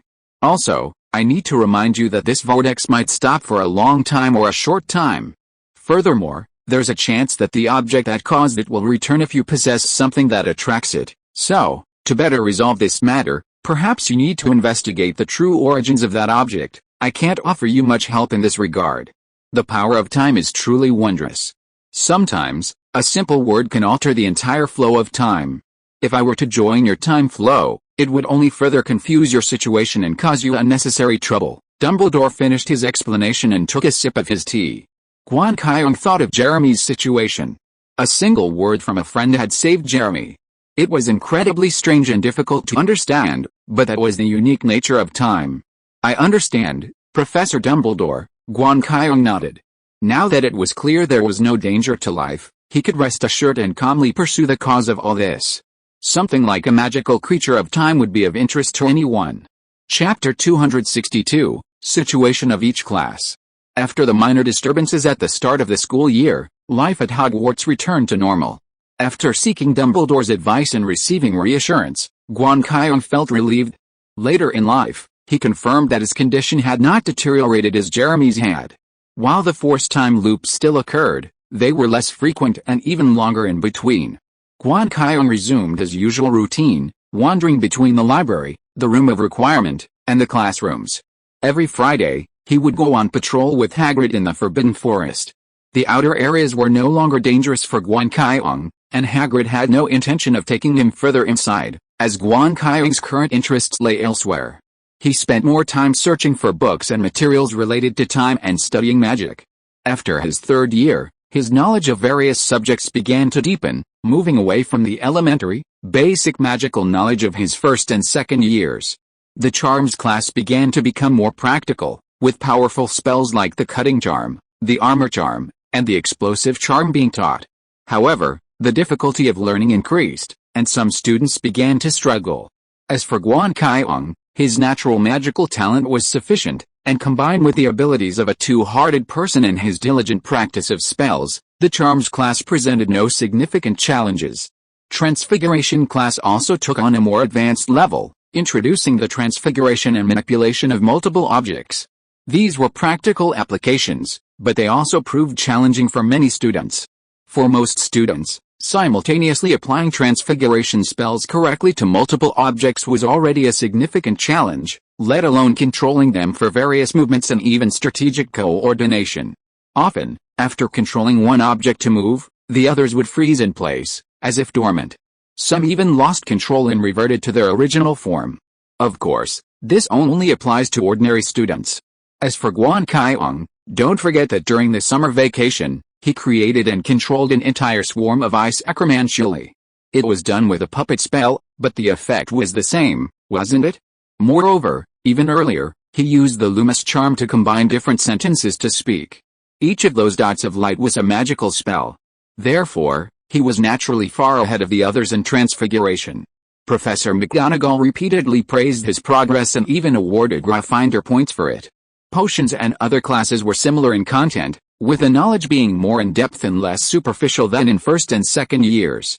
This, however, didn't pose much of a problem for Guan Qiong. The only exception was probably flying class. Guan Qiong could perform those fancy maneuvers if he used the levitation charm to control himself, but he wasn't as proficient on a broomstick as Harry. This was probably due to the difference in their talents. Compared to the regular classes, the electives were still in their early stages, offering a low level of difficulty and a touch of boredom. In divination, Professor Trelawney maintained her mystical demeanor, employing a variety of rhetoric to convince the students of her predictions. Guan Qiong memorized some of these intriguing rhetoric, keeping it alongside the records of Professor Trelawney's life circuit patterns observed in each class, wondering when they might be useful. Arithmancy continued the process of deducing information, further detailing the three-step process of cause-process-effect in the development of events, distinguishing between appropriate deduction methods for each situation and the characteristics of events' development across different time and space. This section provided the foundation for spell breaking, but precisely because of this foundation, it was somewhat boring, requiring more memory. This didn't faze Guan Qiong, but he was eagerly awaiting the subsequent spell-breaking content. Unfortunately, this still required some time to develop. The Muggle Studies class had begun discussing the changes in Muggle life after electricity, and the power they possessed, known as technology. However, Professor Burbage seemed to view Muggle technology from a wizarding perspective, describing it as merely brute force, insignificant compared to wizard magic. But we must remain vigilant. Muggles are developing rapidly. In fact, I suggest we unite with them, combining our strengths. This would benefit everyone, Professor Burbage said. Of course, we must still take the lead, she added. This statement gave some students pause for thought, while others scoffed. Guan Qiong also fell into deep thought, though it was clearly not something she could quickly comprehend. As for Hermione, she pondered even more deeply. After all, she aspired to be Minister of Magic, and for a Minister of Magic, managing relations with both wizards and muggles was a primary concern. I don't think wizards should be in the driver's seat. Perhaps it's because I'm from a muggle family, but if muggles take the lead, it'll be hard for wizards to protect themselves, and they might even become part of the Muggle War, Hermione told Guan Qiong. This is a long topic, perhaps we'll need a lifetime to unravel the relationship between them. Guan Qiong didn't elaborate. The care of magical creatures class wasn't much to discuss. After the last incident, Hagrid's attitude had shifted somewhat, and he'd gone to the other extreme. He stopped introducing exotic and ferocious magical creatures and instead had students care for flobberworms, ordinary, weak magical creatures whose care wasn't particularly interesting. Every student felt the same way. As for the final elective, Ancient Rune Studies, it was probably the most boring of the bunch. Runes were the ancient writing system used by wizards hundreds of years ago, and this class focused on studying ancient runic magical texts and their translations. In human terms, it would be similar to a major in ancient Chinese. Almost all wizards, upon learning about runes, first wonder if they conceal some ancient and mysterious magical power, or perhaps even the language used by ancient wizards to cast spells. Most students enrolled in this course harbored this belief, but they were destined to be disappointed. Runes possessed no power, at least not yet. Guan Qiong had harbored this same thought from the beginning, and it had occurred earlier than one might have imagined. As early as first grade, he had noticed the existence of runes and connected them to patterns in magic circuits, even researching runes. Unfortunately, there was no connection, at least not for Guan Qiong. At least not yet. Chapter 263 What Guan Qiong is afraid of. If you ask Gryffindor students which class they hate the most will answer Professor Snape's potions, with Harry and Ron being the loudest. This dislike reached its peak after Malfoy returned to class. Injured in care of magical creatures, Malfoy had been absent from Harry and the others' presence for a few days, giving them a rare moment of peace and quiet, and they hoped it would last forever. But that was clearly impossible. Malfoy returned to class with a bandage on his right arm, making his movements extremely difficult, especially when brewing potions, making it difficult to handle many herbs. Snape maliciously made Ron and Harry help Malfoy with the herbs, as if they were his servants. He absolutely did it on purpose, Ron whispered in Harry's ear, giving Snape a hateful look, while reluctantly helping Malfoy chop the daisies into small pieces. Harry nodded in approval, helping Malfoy peel the shrunken figs. Meanwhile, they overheard Seamus sharing some interesting news from the Daily Prophet regarding the escaped convict Sirius Black. He had apparently fled to the vicinity of Hogwarts and had been sighted. Malfoy, overhearing these words, gave Harry a meaningful look and muttered cryptic phrases, such as "I won't stay in school and if it were me, I'd catch him alone." It sounded like he was urging Harry to leave the school and search for Sirius Black, which puzzled Harry. However, before Malfoy could elaborate further, Snape interrupted him, as something had occurred elsewhere. Neville's shrinking potion had taken on a completely different color. It should have been bright green, but now it was orange. Snape was about to test Neville's brew on his pet toad. This caught the attention of every student in the classroom, including Guan Qiong, who sat blankly nearby. Guan Qiong's eyes were glazed over. Having just flawlessly prepared the shrinking potion, he suddenly lost his composure. Unsure of what to do next, he simply listened blankly to Harry and Ron's complaints, watched Hermione secretly try to help Neville, and watched the others frantically prepare the herbs and brew the potion. It took a long time, until Snape noticed Neville's potion and tried to test it on his toad, for Guan Qiong's eyes to clear and brighten. Was it a memory charm this time? Guan Qiong scratched his head, feeling somewhat bewildered. Clearly, he had just been attacked, and the attacker was himself from the future. Since the start of the school year, these attacks, accompanied by forced time loops, had occurred frequently. Sometimes they were fiend charms, sometimes oblivions, sometimes levitation charms, and sometimes luminescent charms. The luminescent charm was projected directly into his eyes, nearly causing him to fall down the stairs that time. Fortunately, he was quick to stop and escape unscathed. After these attacks, he was forced to use the time turner to travel back in time and attack his past self. Fortunately, aside from these attacks, nothing else happened. These attacks had little impact on him, at most like a fall on a flat surface, embarrassing him in front of others. So, Guan Qiong dismissed them as minor incidents, simply reading more about time. Meanwhile, the results were in. With Hermione's covert help, although Neville's shrinking potion had an off color, it worked as expected, transforming his toad into a tadpole. The Gryffindor students cheered, while the Slytherins looked furious.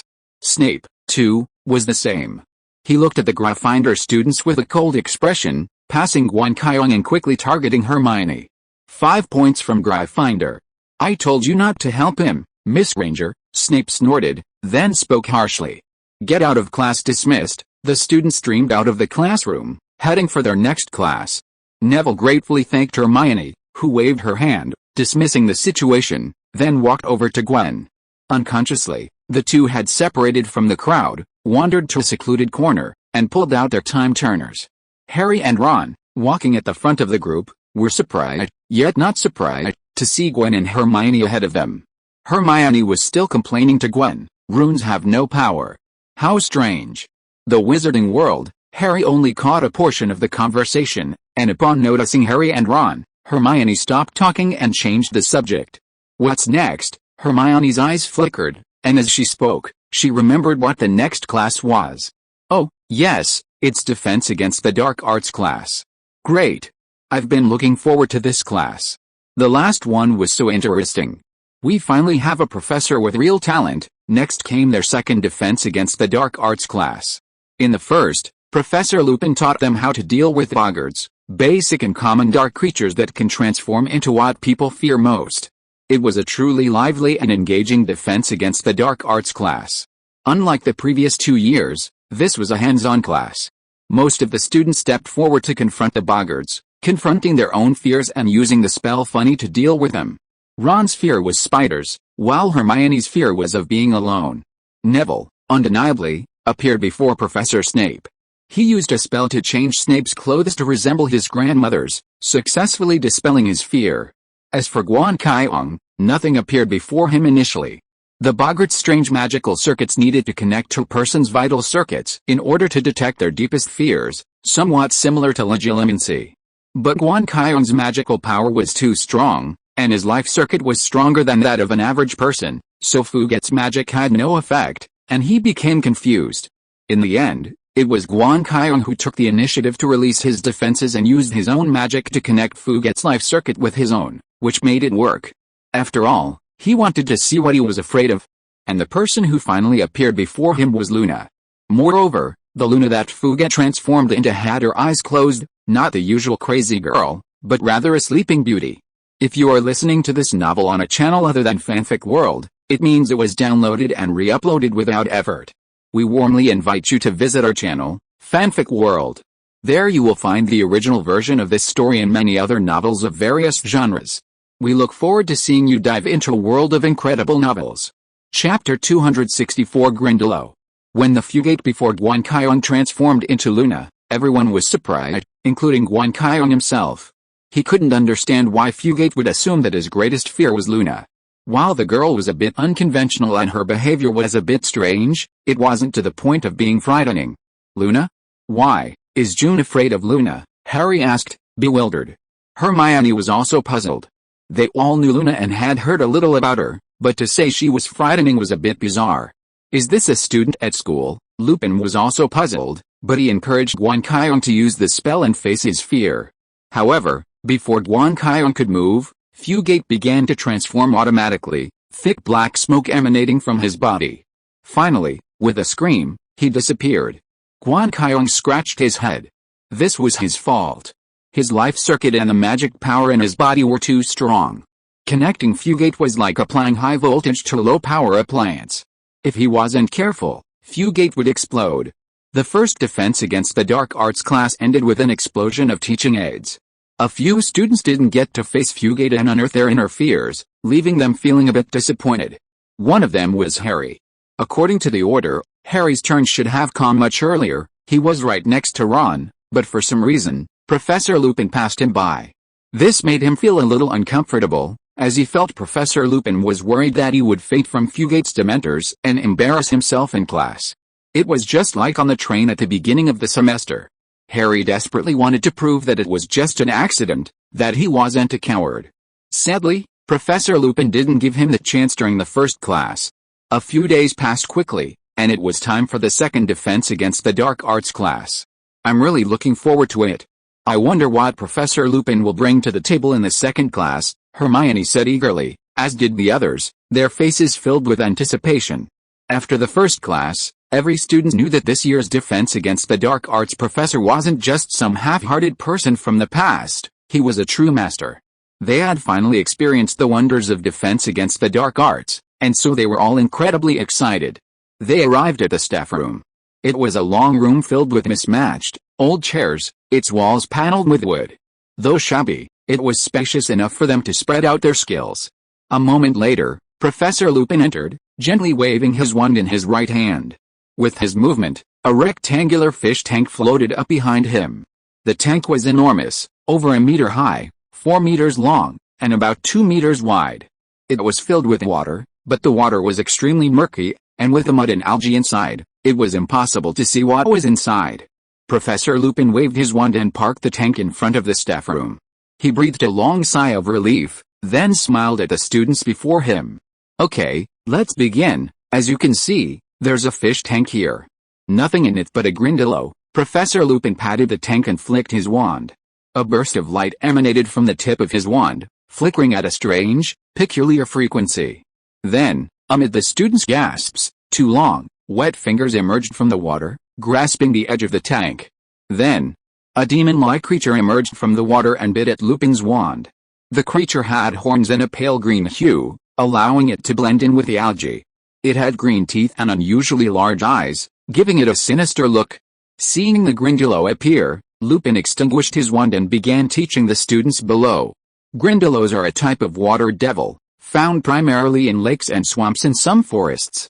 They primarily feed on small fish, but they will also attack muggles and wizards if they get too close. Professor, how are we going to deal with them? Ron said excitedly, rubbing his hands in anticipation of a major battle. After dealing with the spiders and Fugate in the previous class, he'd found this incredibly interesting and wished all classes were defense against the dark arts, where he could fight all the dark creatures. Perhaps this was the Weasley bloodline, a natural-born Gryffindor. Ron, Harry called out to Ron from the side. It was extremely rude to interrupt a professor during class. But Professor Lupin didn't get angry. He simply waved his wand, causing the surrounding tables to fly to his side and pile up against the side of the fish tank, forming a passage. The method to deal with the Grindylow is very simple. Although its fingers are very powerful, they are very fragile. So when it catches you, don't be nervous. Just break its fingers so that it can't catch you, and you won't be dragged into the water by it. Of course, Grindylow can't recover at will like Fugate, and I can't find dozens of Grindylows for you to deal with, so this class, we have to change our method. Professor Lupin waved his wand, and a wooden target appeared in front of the passage formed by tables. Amidst everyone's puzzled gazes, he explained, in a moment, you'll need to walk down this passage and continue forward. Grindylows will attack you from underwater, grab your feet, and drag you underwater. The moment you're caught, you'll need to use magic to attack the target ahead, because the Grindylow's attacks are unpredictable. This sudden attack will help hone your reflexes. That way, you'll be more prepared when you're attacked by dark creatures or dark wizards out there. Hermione raised her hand, and after Professor Lupin nodded, she asked, but what if we don't react in time and get caught by the Grindylows? Don't worry about that. Actually, this Grindylow is different from the wild ones out there. It's domesticated and can understand simple commands, Professor Lupin said. Grindylows can be tamed by mermaids, and there's a mermaid tribe living in the lake at Hogwarts. So, who would like to be the first to try it? It's going to be a very interesting experience, Lupin asked, glancing at the students below. Some people were eager to try, while others were hesitant. Guan Qiong was willing to be the first to try, but he was worried that he might accidentally break the Grindylow, so he didn't raise his hand. Chapter 265 Performance. I'll do it. Finally, Harry was the first to raise his hand, indicating his willingness to try first. Harry, very good, very brave. 5 points from Gryffindor, Professor Lupin declared. Harry walked forward, standing on the aisle. This gave him a height advantage over the others, allowing him to see the expressions of everyone below. Guan Qiong and Hermione looked expectant, while Ron was a little annoyed. He had been about to raise his hand as well, but wasn't as quick as Harry. Neville was simply worried, staring nervously at the fish tank, afraid that the Grindylows would suddenly appear. Harry also looked at the fish tank next to him. The table formed an aisle on the side of the fish tank, at a similar height. This way, if he walked, the Grindylows could simply reach out and grab his feet and drag him into the water. The water in the fish tank was extremely murky, and with the algae in it, even from his close distance, he couldn't see clearly what was happening in the water, let alone the Grindylow's movements. Don't watch the fish tank. Your primary goal is to cast spells when attacked. Cast magic at your target, Lupin warned. Harry swallowed, looked at the target in front of him, and walked forward. The passage was the same length as the fish tank, just over 4 meters. An average person's stride was about 70 centimeters, but these students were only 13 or 14 years old, and their strides were smaller, only 50 centimeters. This meant that they would need about 10 steps to complete the distance. And any of those 10 steps could lead to an attack. Harry walked forward, highly alert, his wand tightly gripped, ready to cast a spell. Suddenly, he heard the sound of water and the exclamations of his classmates. He instinctively looked down. Sure enough, the Grindylow had broken through the water, its green teeth and horns looking ferocious, and its 2 hands were clawing at Harry's feet. Harry panicked and tried to retreat, but the Grindylow was so fast, and its fingers were so long, that in a split second, its 2 hands had grabbed one of Harry's feet and held them tight. What a powerful force.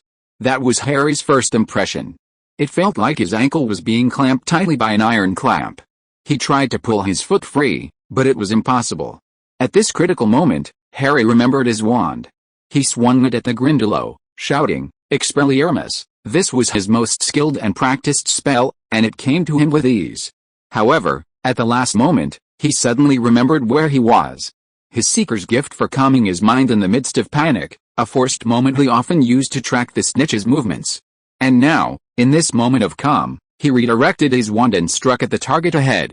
The target at the front of the passage exploded instantly, as if Harry had used an exploding curse instead of a disarming charm.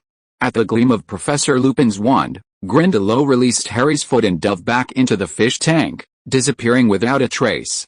Very good, Harry, you did well, even excellently.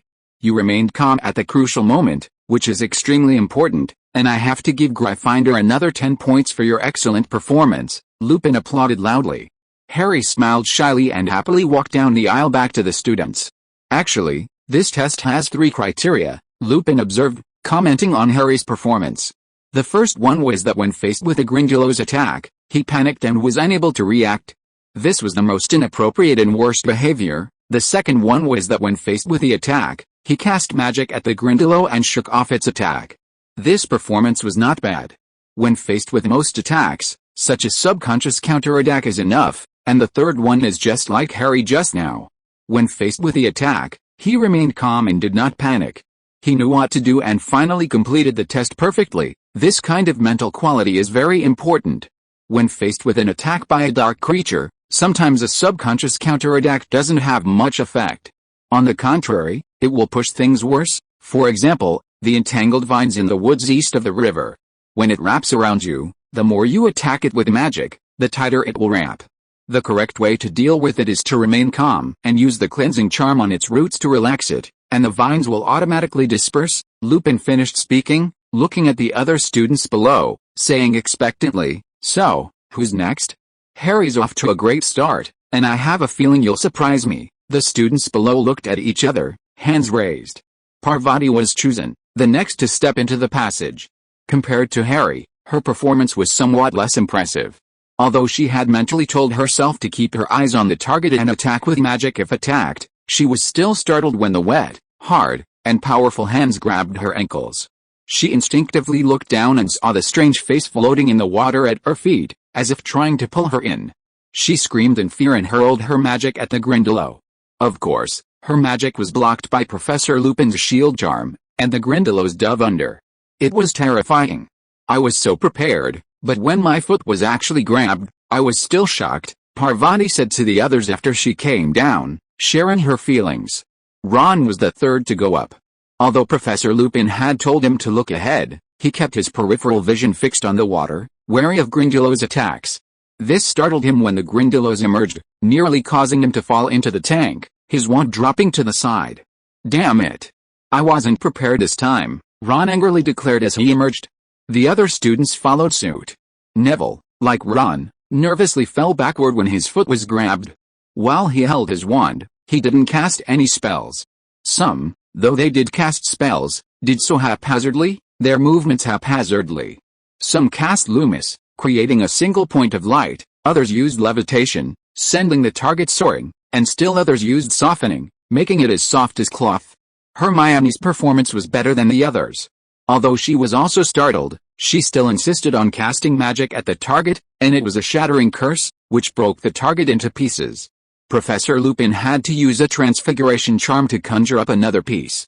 As for Guan Qiong, he nimbly dodged the attack of the Grindylow and released 2 spells at the same time, one to make the target explode, and the other to make the Grindylow fly. This also allowed the students to see the full appearance of the Grindylow for the first time. Chapter 266, Crookshank's Unexpected. Third year was undoubtedly much busier than first and second year. Even Guan Qiong felt a tinge of pressure, a sense of insufficient time.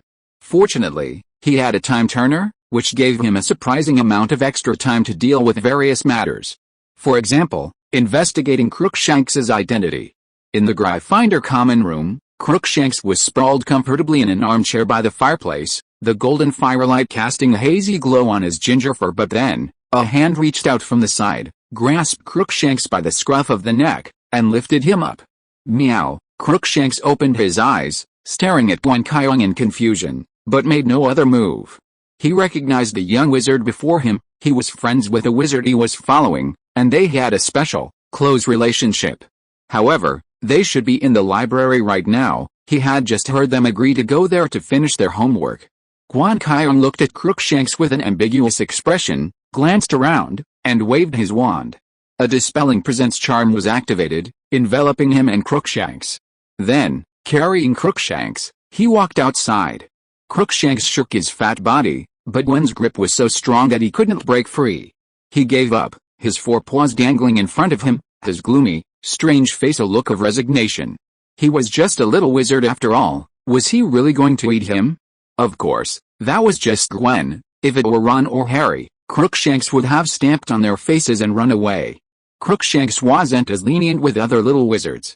But where was he taking him? Crookshanks watched Gwen lead him out of the Gryffindor common room and toward the 4th floor of the castle, where there were several abandoned classrooms rarely visited. They encountered other little wizards along the way, but they all ignored Gwen and Crookshanks, as if they couldn't see them. Gwen led Crookshanks into one of the abandoned classrooms, cast a simple warning spell at the door, and closed it.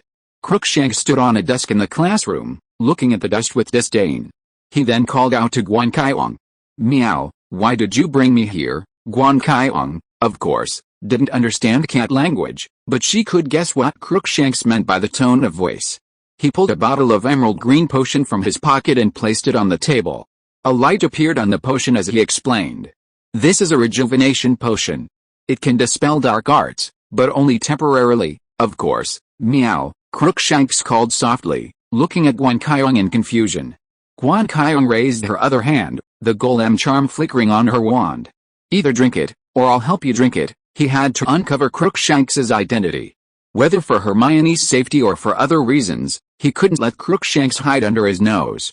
"Ha!" Crookshanks huffed menacingly, his claws extended, scratching the table with a sharp sound. But Guan Qiong remained unmoved. Instead, she raised her wand, a silver glint in her eyes. Okay, Crookshanks finally gave in. It wasn't that she was afraid of the young wizard before her, but a fight here would inevitably attract others. She couldn't let too many people discover her whereabouts. That would be too much trouble. Besides, it wouldn't work anyway, so she might as well drink it and make the young wizard give up. Crookshanks, with his 2 front paws, humanely grabbed the potion, bit off the stopper, and sniffed the scent. Confirming it was the rejuvenating potion, he tilted his head back and drank it in one gulp. Crookshanks' body began to glow black, his yellow fur rippling, and beneath the fur, something was wriggling, as if something was about to burst out. She let out a piercing scream, but Guan Qiong had already used magic to block out the sounds from the outside world. At the same time, Guan Qiong activated her magical perspective and observed Crookshanks before her. It was clear that the magical skeletons that had manifested within Crookshanks' body were beginning to dissolve under the effects of the potion, though the pace was slow. Meanwhile, the vital circuits at the core of Crookshanks' body continued to surge with energy, repairing the outer layers of his magical skeleton, counteracting the effects of Guan Qiong's potion and maintaining Crookshanks' appearance. Finally, several yellow tentacles emerged from Crookshanks' body, waving in all directions before retracting. Crookshanks' body remained unchanged. However, within his body, there were some minor changes. Guan Qiong, using her magical vision, could see that a portion of Crookshanks' magical skeleton had simply vanished, unrepaired. Crookshanks looked at Guan Qiong in confusion.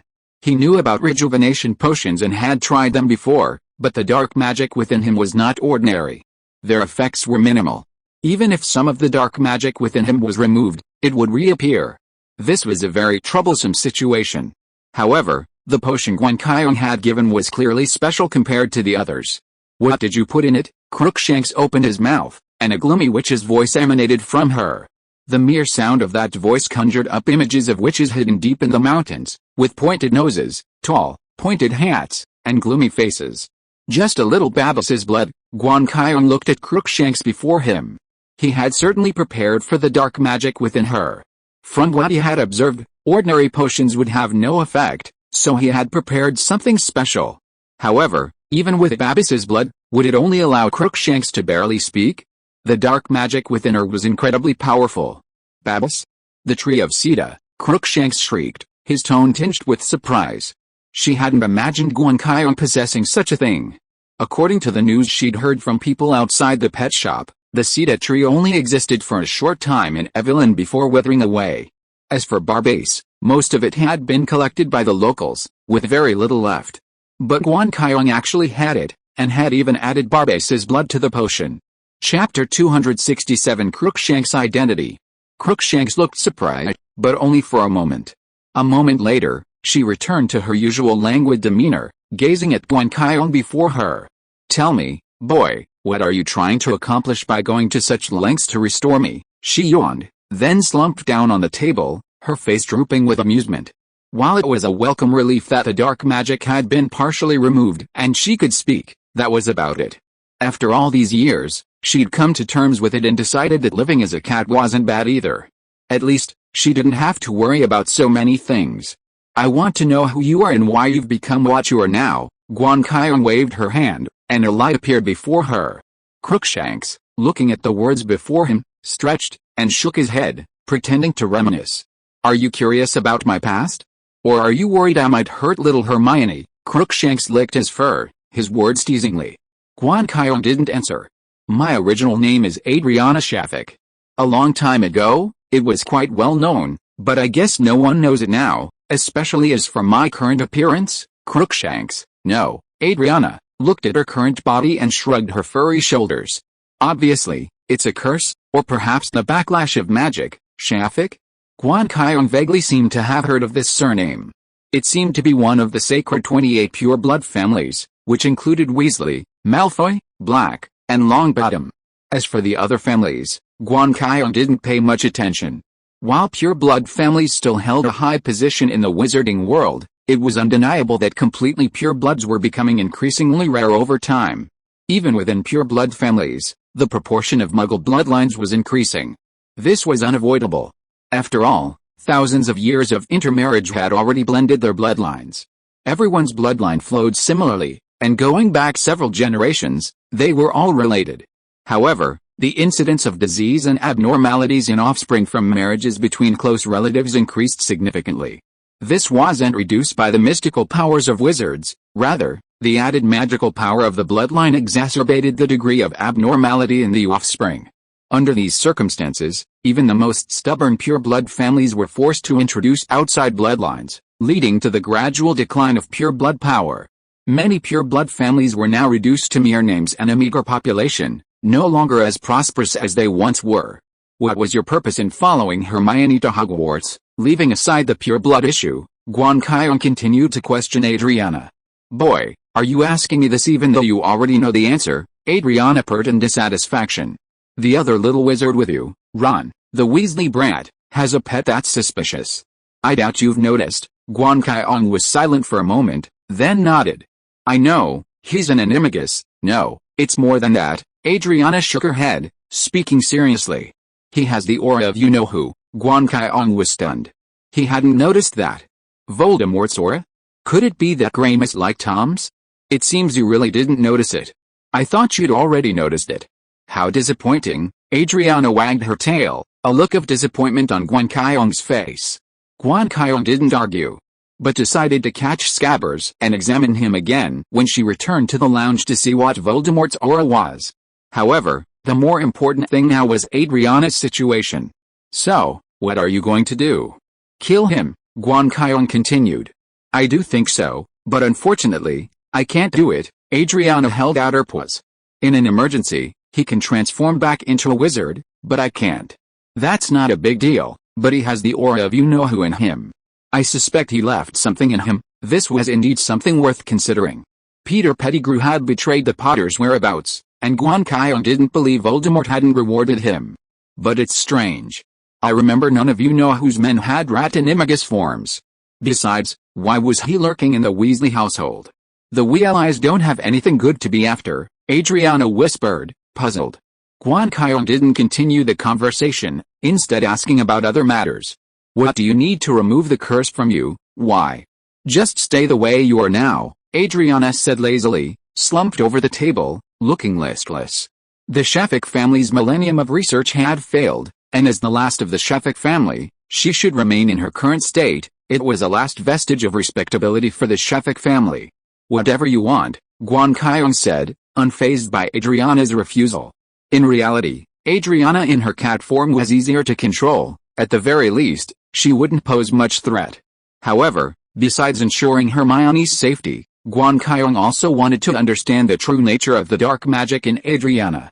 It appeared to be a unique animagus transformation, sharing some similarities with the magical skeletons used by Professor McGonagall and her colleagues during their animagus transformations, but also some differences. If Guan Qiong could master this dark magic, perhaps she would have an additional tactic in future battles, perhaps even sealing her opponent in a cat form. If Adriana wanted to recover, Guan Qiong offered her information in exchange for this dark magic, but since she didn't want to, Guan Qiong didn't force it. At most, he could memorize the magical skeleton pattern and study it himself. Guan Qiong reached out, intending to grab Adriana and take her back to the Gryffindor common room. Time was running out, and by then, he and Hermione had finished their homework and were preparing to return to the common room from the library. Adriana stretched out her paw and pressed it on Guan Qiong's wrist, saying, "No, I can get back on my own." Suddenly, her eyes widened as she looked at the position of her paw in disbelief. Then, she looked from her paw to Guan Qiong's wrist, and then from her wrist to Guan Qiong's face. Then, she opened her mouth and said in a tone of astonishment, "You're pregnant." Chapter 268 God's Domain. Guan Qiong silently withdrew his hand, his lips twitching. He knew why Adriana said that. In fact, this was the only flaw in the two-hearted person's constitution. As someone with two hearts, his pulse could sense the rhythm of two heartbeats, just like pregnant women. Of course, the average person couldn't do that. It took an experienced Chinese medicine practitioner to detect even the slightest difference in a pulse. Adriana wasn't a Chinese medicine practitioner, but she was a cat. A cat's paw pads were incredibly sensitive to these subtle fluctuations. The moment she touched Guan Qiong's wrist, she noticed the difference in her pulse, the beating of the two hearts being particularly noticeable. Adriana stared at Guan Qiong's belly with a strange look, her eyes glazed over, unable to understand how Guan Qiong, a boy, could be pregnant. But then she suddenly remembered what Guan Qiong had just said, the Barbaciacida tree, the two-hearted person? Thoughts flashed through Adriana's mind, and she understood the reason for Guan Qiong's strange pulse. "Boy, you have two hearts," Adriana exclaimed in surprise, her eyes wide as she stared at Guan Qiong's right chest. She leaped up from the table and paced back and forth, seemingly lost in thought, stopping occasionally to gaze at Guan Qiong with wonder, as if she were staring at an alien.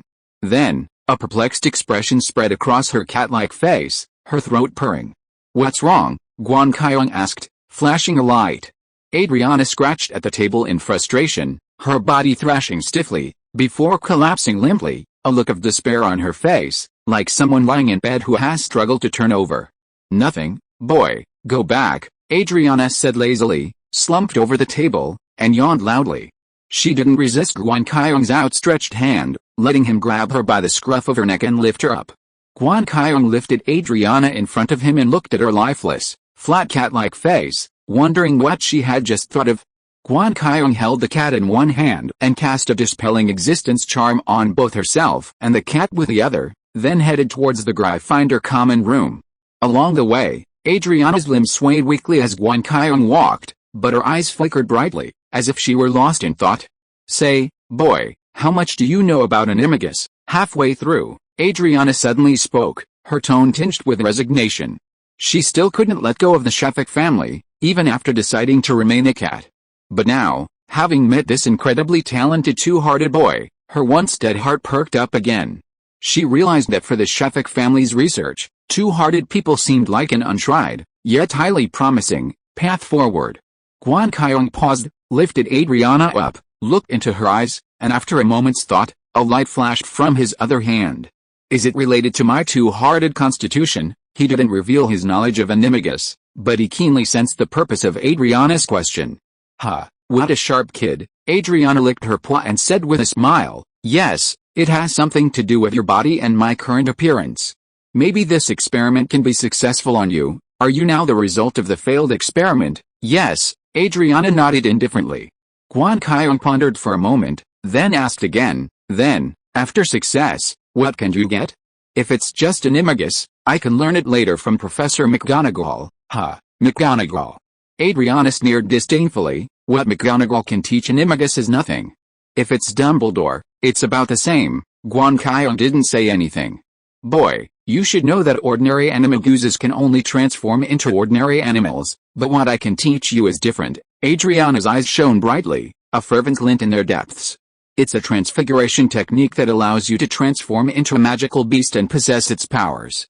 It's something that can reach the divine realm. As she spoke, Adriana appeared incredibly excited, her claws flailing wildly, nearly scratching Guan Qiong's face, forcing him to reach out and pull her away. Once she calmed down, Guan Qiong brought her to him, his eyes calmly forming two words with dots of light. That's it. While being able to transform into a magical beast and possess its powers sounded impressive, seeing Adriana's defeated expression, Guan Qiong felt the investment and reward weren't worth it. After all, animaguses were essentially just for fun. True combat still depended on magic. Even when transformed into magical beasts, their special abilities didn't significantly enhance combat. Otherwise, the magical beasts of this world wouldn't have reached the point where they needed legal protection.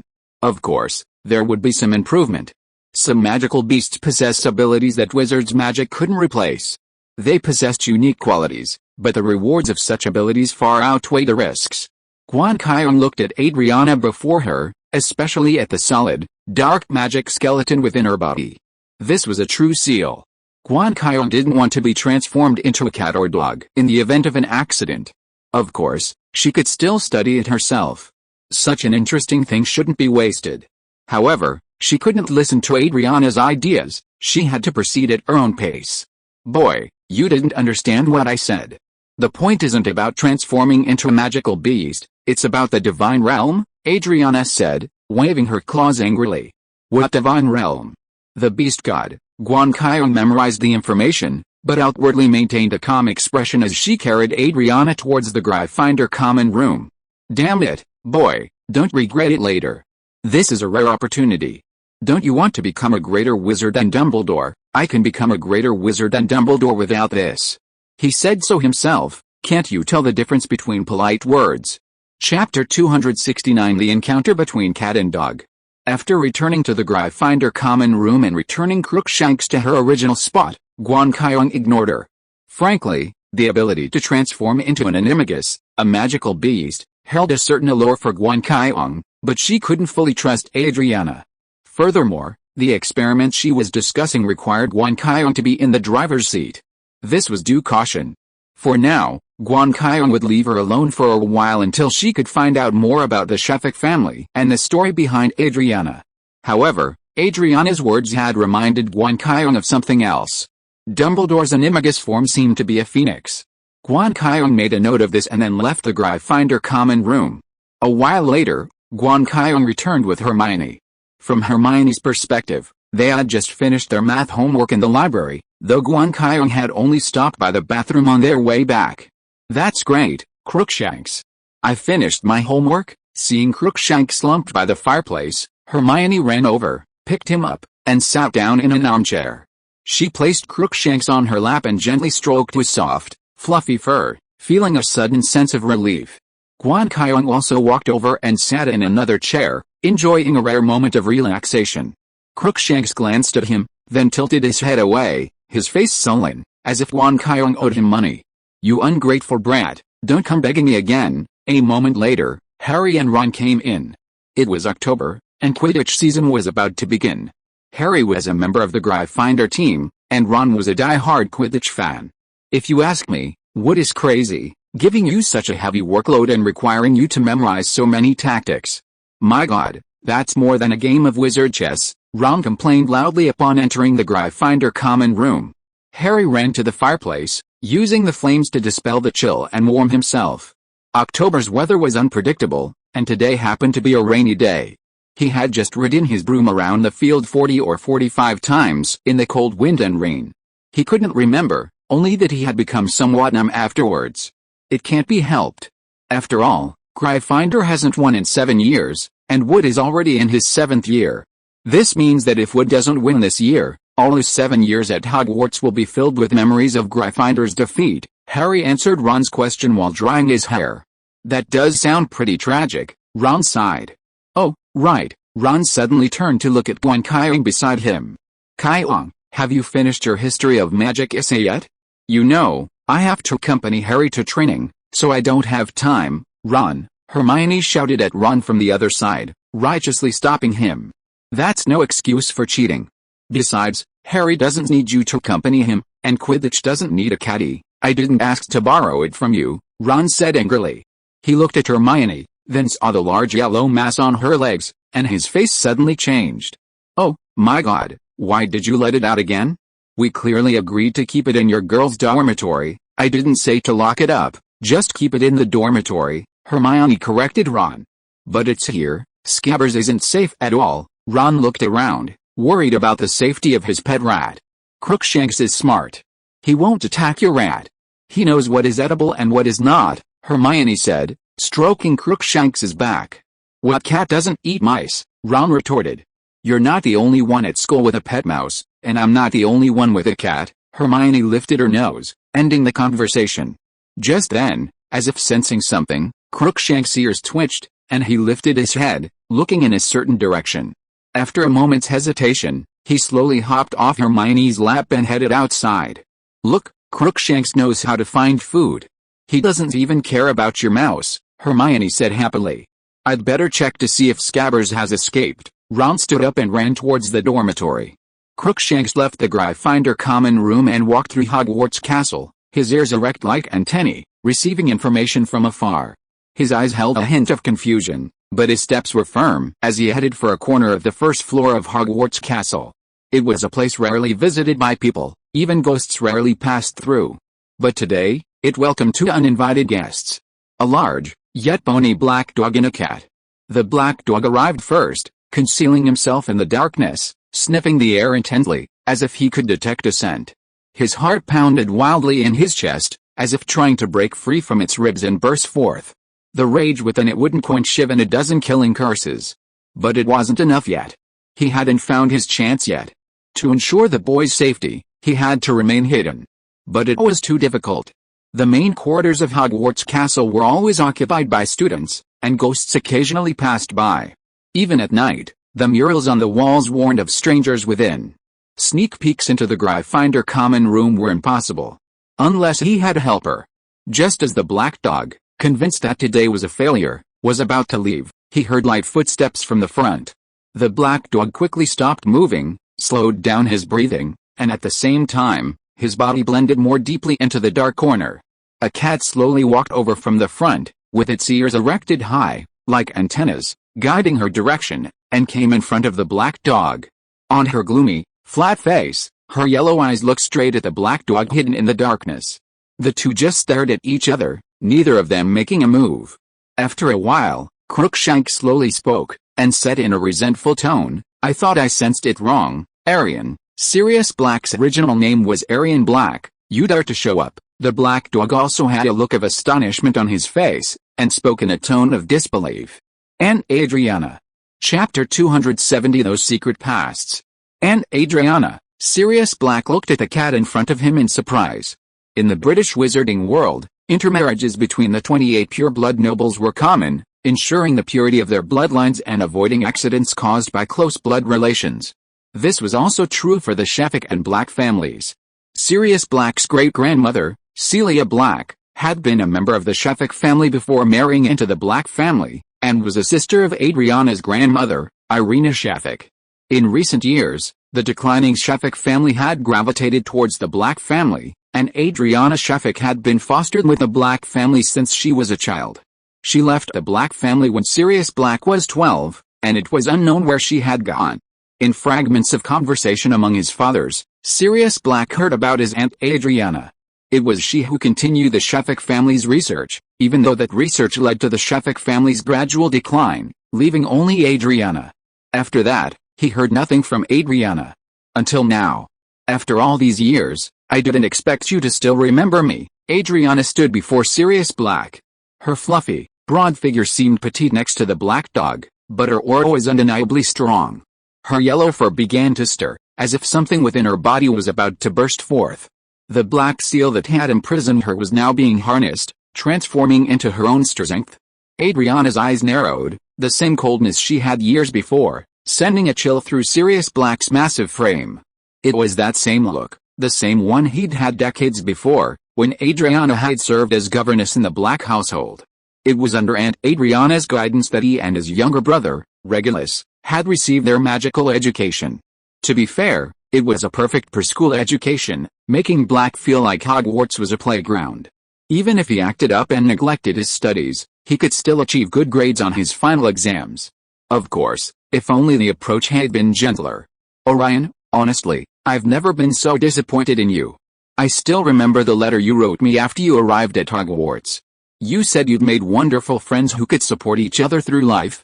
You said that as long as you were with them, even losing the Black name wouldn't matter. Adriana's yellow hairs began to tangle, forming tentacles that supported her body downward, causing her to levitate and become taller than Sirius Black. But you betrayed your friends for your mad master, and now you're even trying to kill his child? Adriana looked down at Sirius Black, her tone filled with deep disgust. You disgust me now. Countless tentacles burst out of Adriana's body, entwining the black dog Sirius Black had transformed into, wrapping around him layer by layer, immobilizing him.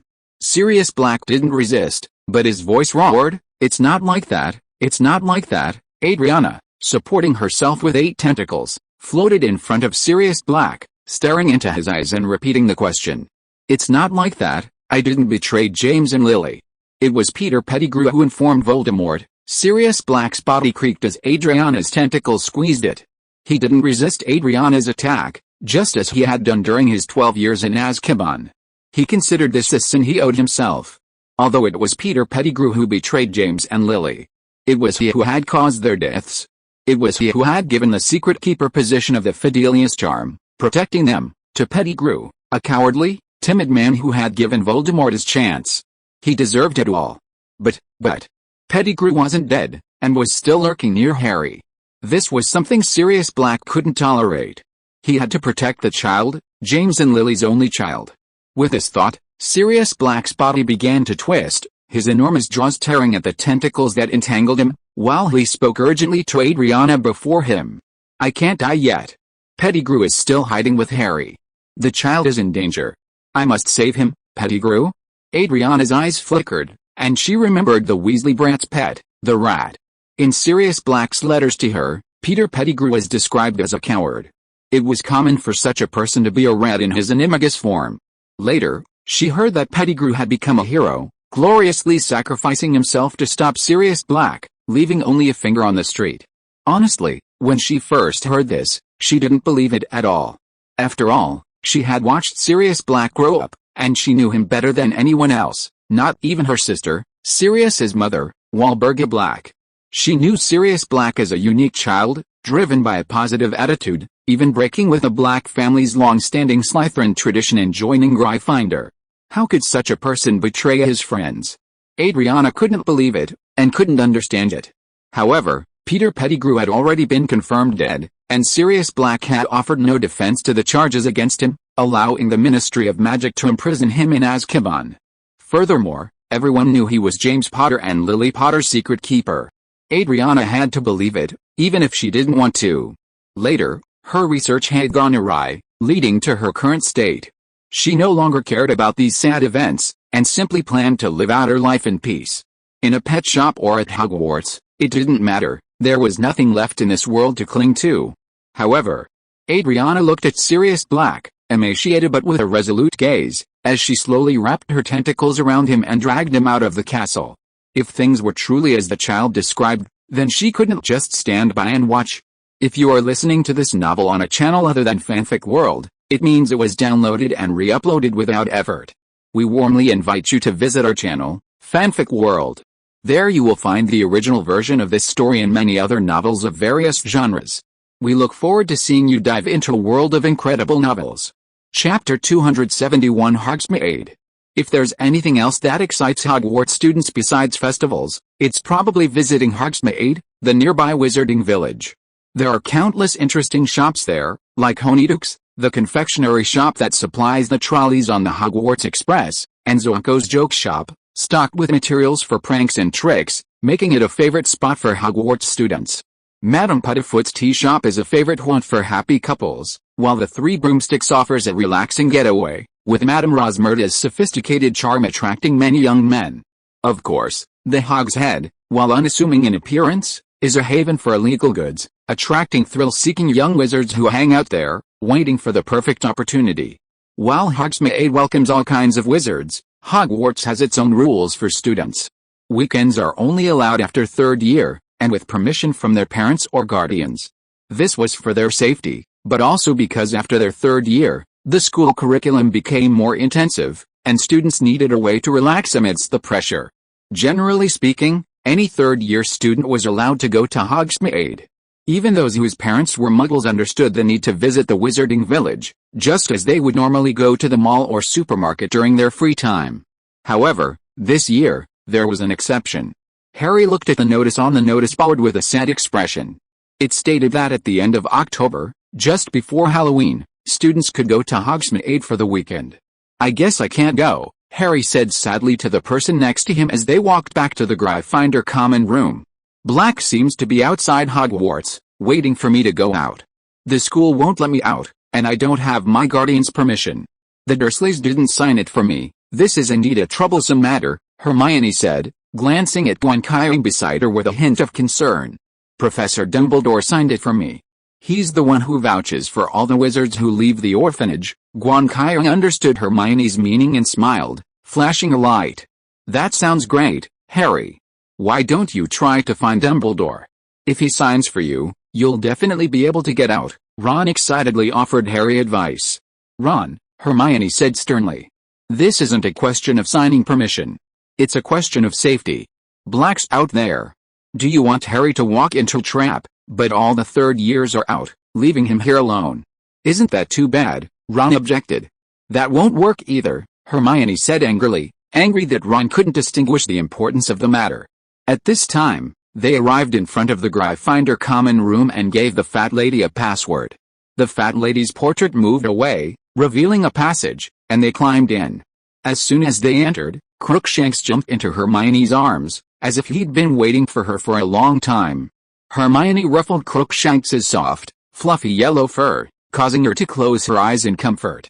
"Damn it, has he taken the common room as his own? I haven't seen him go back to the girls' dormitory," Ron said nervously, clutching his school bag tightly upon seeing Crookshanks. They had just returned from class, and Ben was sleeping in his bag.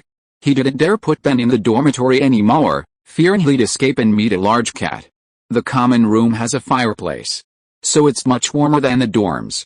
Besides, as I told you, Crookshanks is very smart.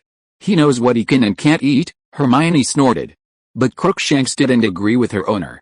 Seeing Ron clutch his school bag tightly, Crookshanks's eyes, which had been closed comfortably, suddenly opened and stared at him unblinkingly, the tip of his furry tail twitching rapidly and slightly. That's the posture of cats when they spot their prey. "Oh, no," Ron stepped back in panic, holding his school bag tighter. Hermione also noticed Crookshanks's abnormality and became nervous. She quickly closed her arms and tried to catch Crookshanks. But Crookshanks kicked Hermione's arm hard first and pounced towards Ron. At this critical moment, a hand reached out from the side, accurately grabbed Crookshanks's neck, and lifted him up from the air. Crookshanks' body swung in a semicircle due to inertia, and then returned to calm. It looked at its suspended body in confusion, then turned its head and looked at Guan Qiong, who suddenly grabbed it. "Whose side are you on, kid? Damn it, that beast. I knew it, I knew it." Ron took 2 steps back in fear, clutching his school bag tightly. "I saw it the first time I saw it. It's a brutal creature. There's no way it's going to let Scabbers go." Hermione was at a loss for words. Fortunately, Guan Qiong was nearby and grabbed Crookshanks, preventing any further trouble. Guan Qiong held Crookshanks in front of her. Man and cat exchanged a glance before Guan Qiong returned Crookshanks to Hermione, who also hugged him tightly. "It's a good thing you were here." "Thank you, June," Ron said gratefully to Guan Qiong. "It's nothing." Guan Qiong looked at Ron's school bag. Her magical vision allowed her to see through it, directly into Scabbers' magical skeleton and life circuits. And just now, he had seen a black mass within Scabbers' life circuits, like a balloon. The moment Crookshanks lunged at it, it suddenly expanded and was about to burst. Fortunately, the magical skeleton outside imprisoned the black object like an iron cage, and Scabbers was clearly trying his best to control it, causing it to slowly shrink back into the life circuit, then be covered and hidden by the green light of the life circuit, leaving no trace. Cats are the natural enemies of mice. This kind of thing is inevitable. It's best to keep them apart to avoid accidents, Guan Qiong reminded the two, and also found an excuse for Crookshanks's behavior.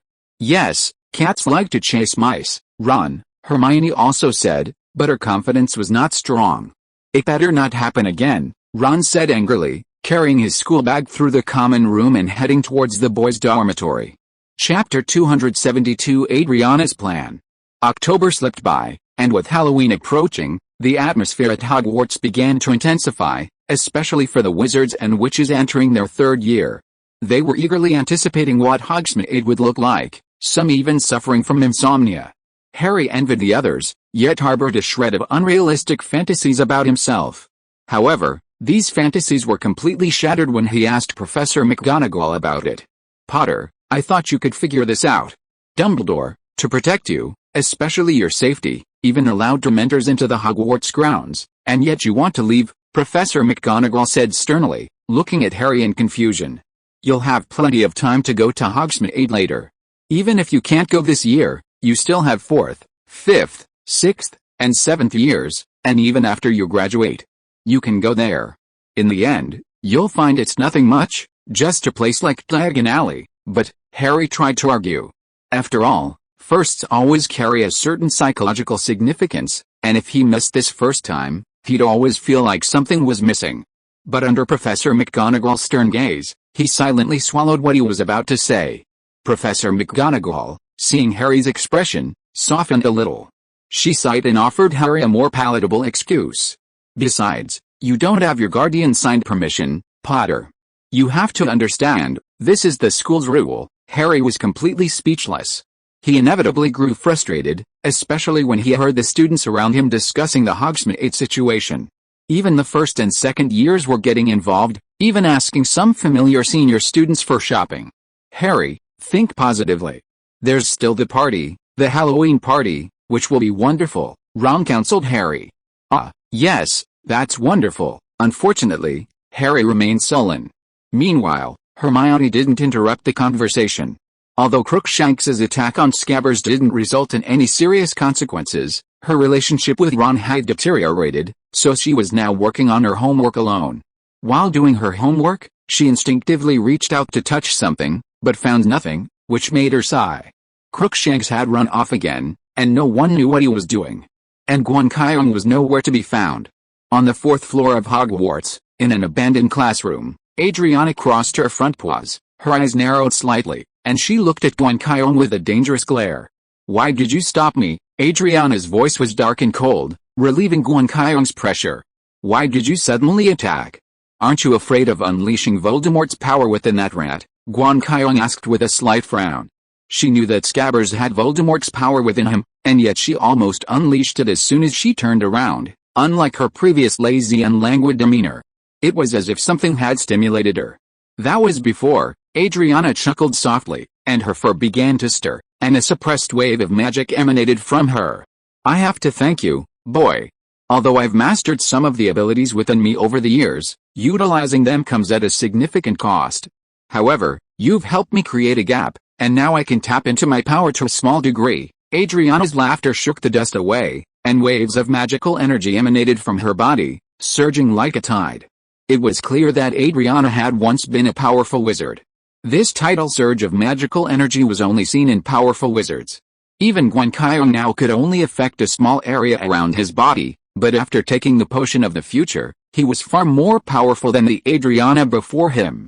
Looking at Adriana before him, Guan Qiong didn't realize that he had unintentionally unlocked a portion of her power.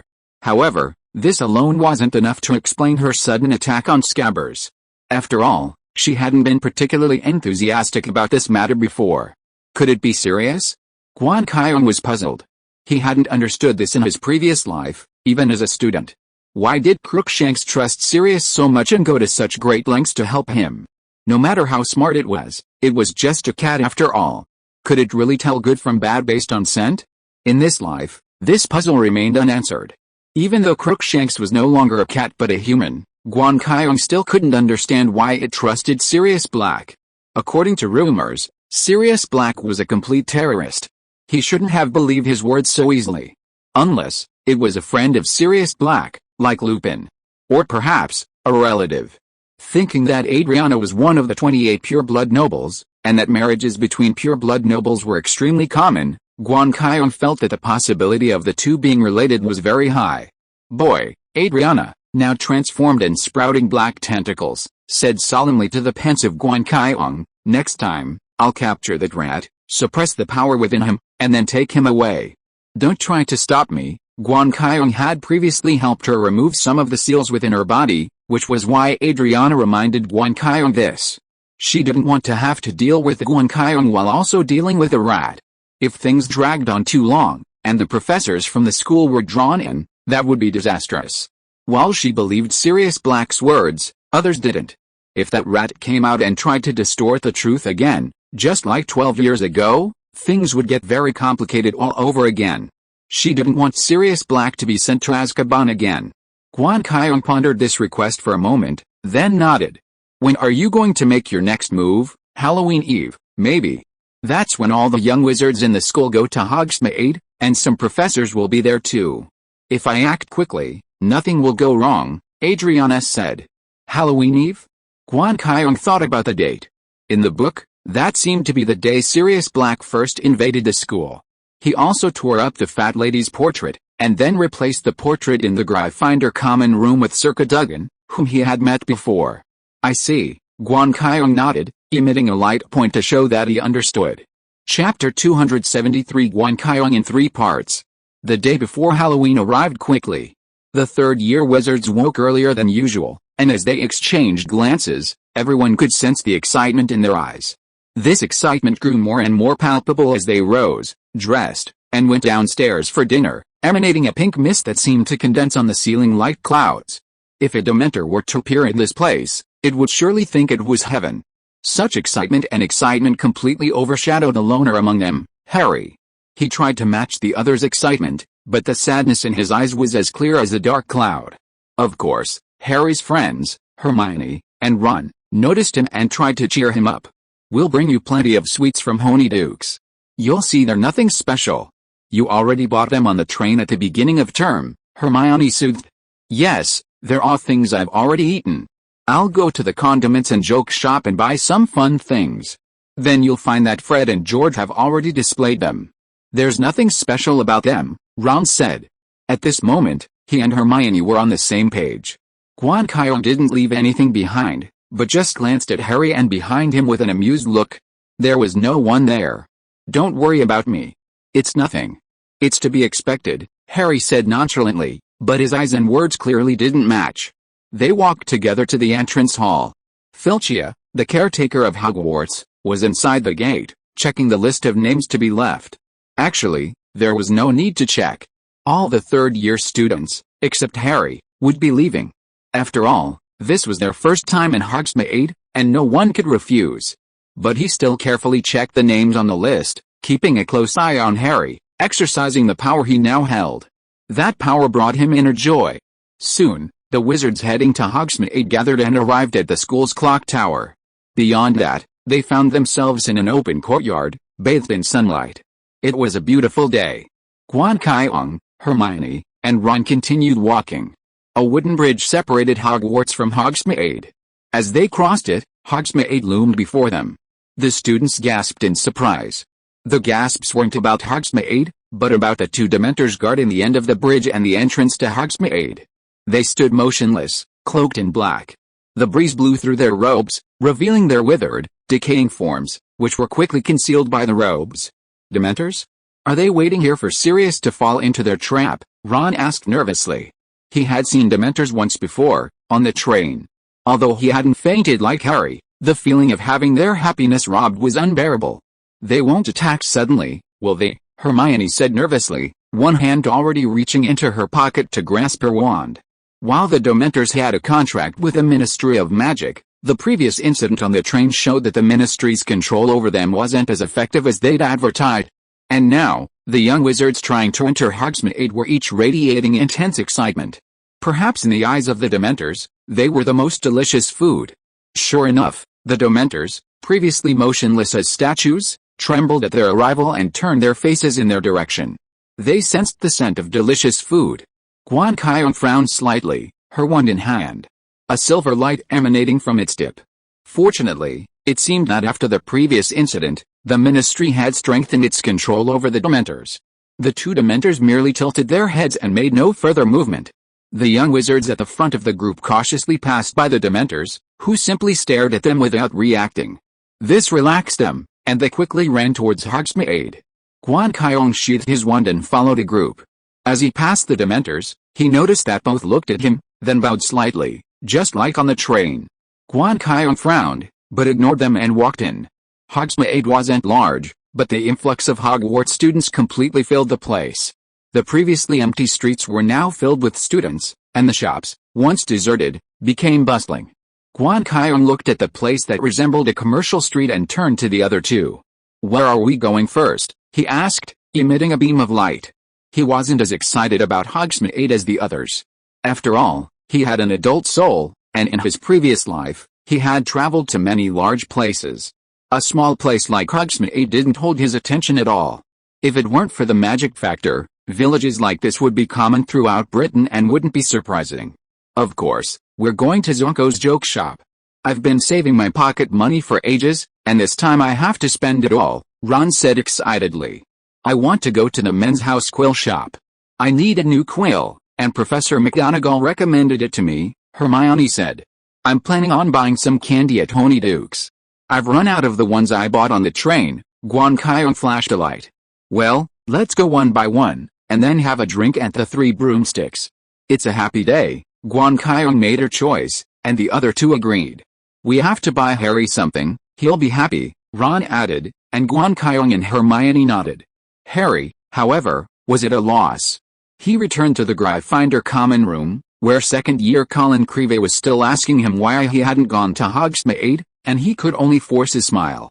Just as he was contemplating how to spend this sad day, a line of light appeared before him, forming a line of words. "Would you like to play a game of wizard chess?" Harry turned around and saw Guan Qiong sitting in another armchair. In front of him was Guan Qiong's wizard chess set. The chessboard opposite was empty, waiting for him to join in. "Guan Qiong," Harry exclaimed in surprise. Chapter 274 Patronus Charm. "Why are you here?" "You're not." Harry's eyes were filled with confusion. "Some special magic?" "You know, Hermione and I have a lot of conflicting classes." Guan Qiong smiled and shot out a light. Harry thought of the clone magic Ron had been talking about. To be honest, he had never realized the magic's magical power until now. "Oh my god, so one of you is in Hogsmeade, and the other is here.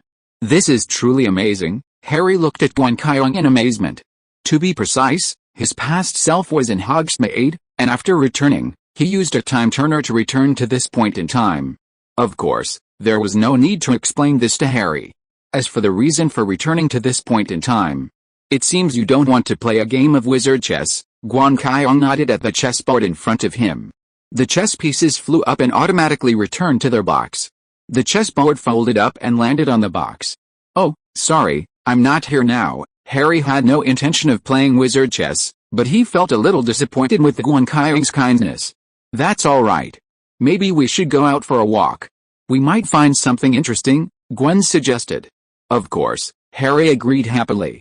Together, they left the Gryffindor common room and began walking through Hogwarts Castle, Gwen leading the way, Harry following. The empty Hogwarts Castle held a heavier weight of history than ever before. The millennia-old stones that formed the castle now exuded a chilling air. The chill pre-winter breeze whistled through the corridors, making a sharp whistling sound that resembled the roars of Dementors.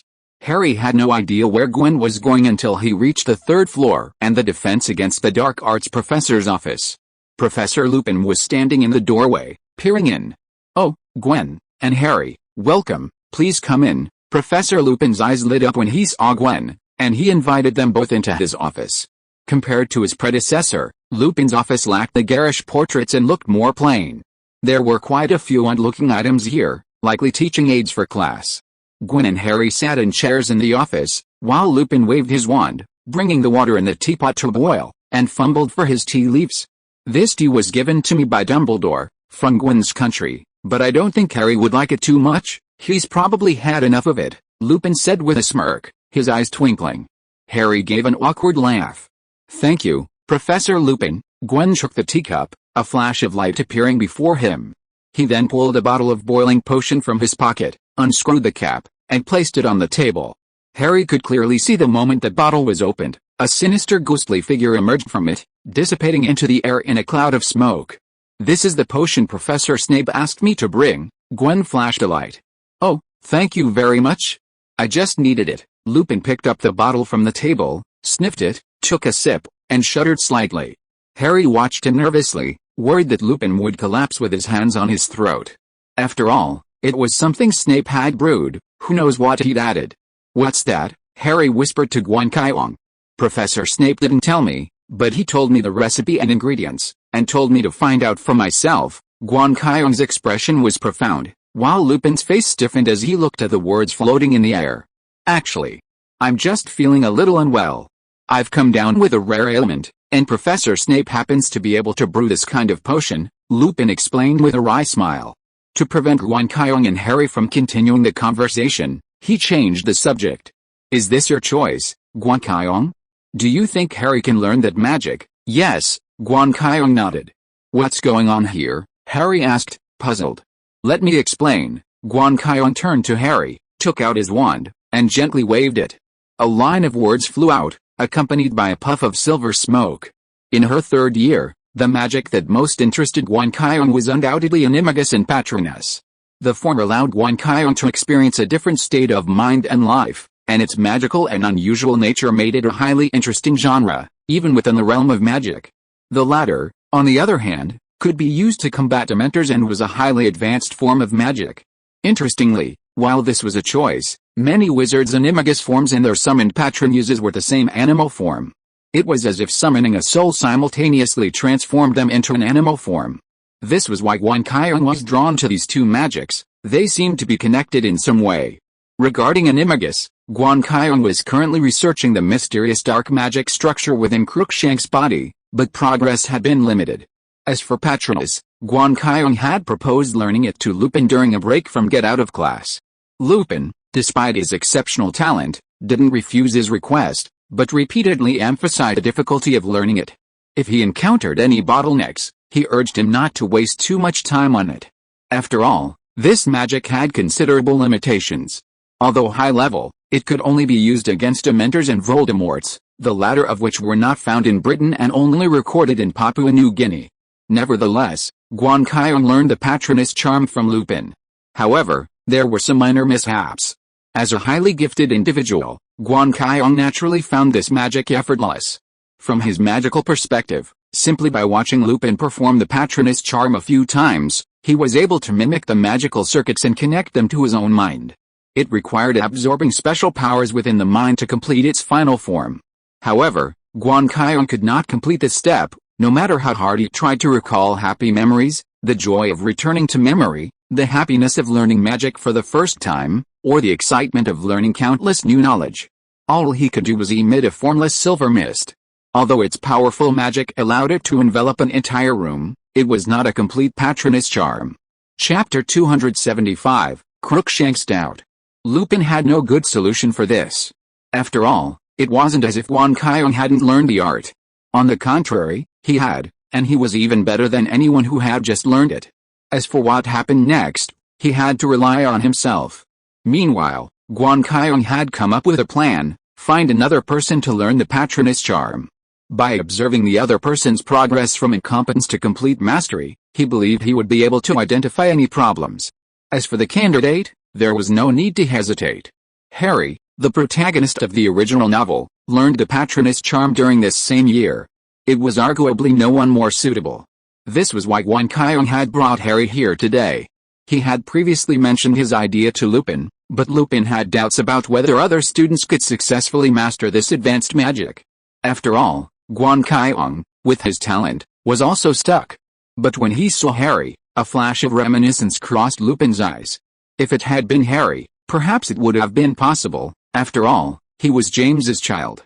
Harry looked at the explanation that appeared on Guan Qiong's hand.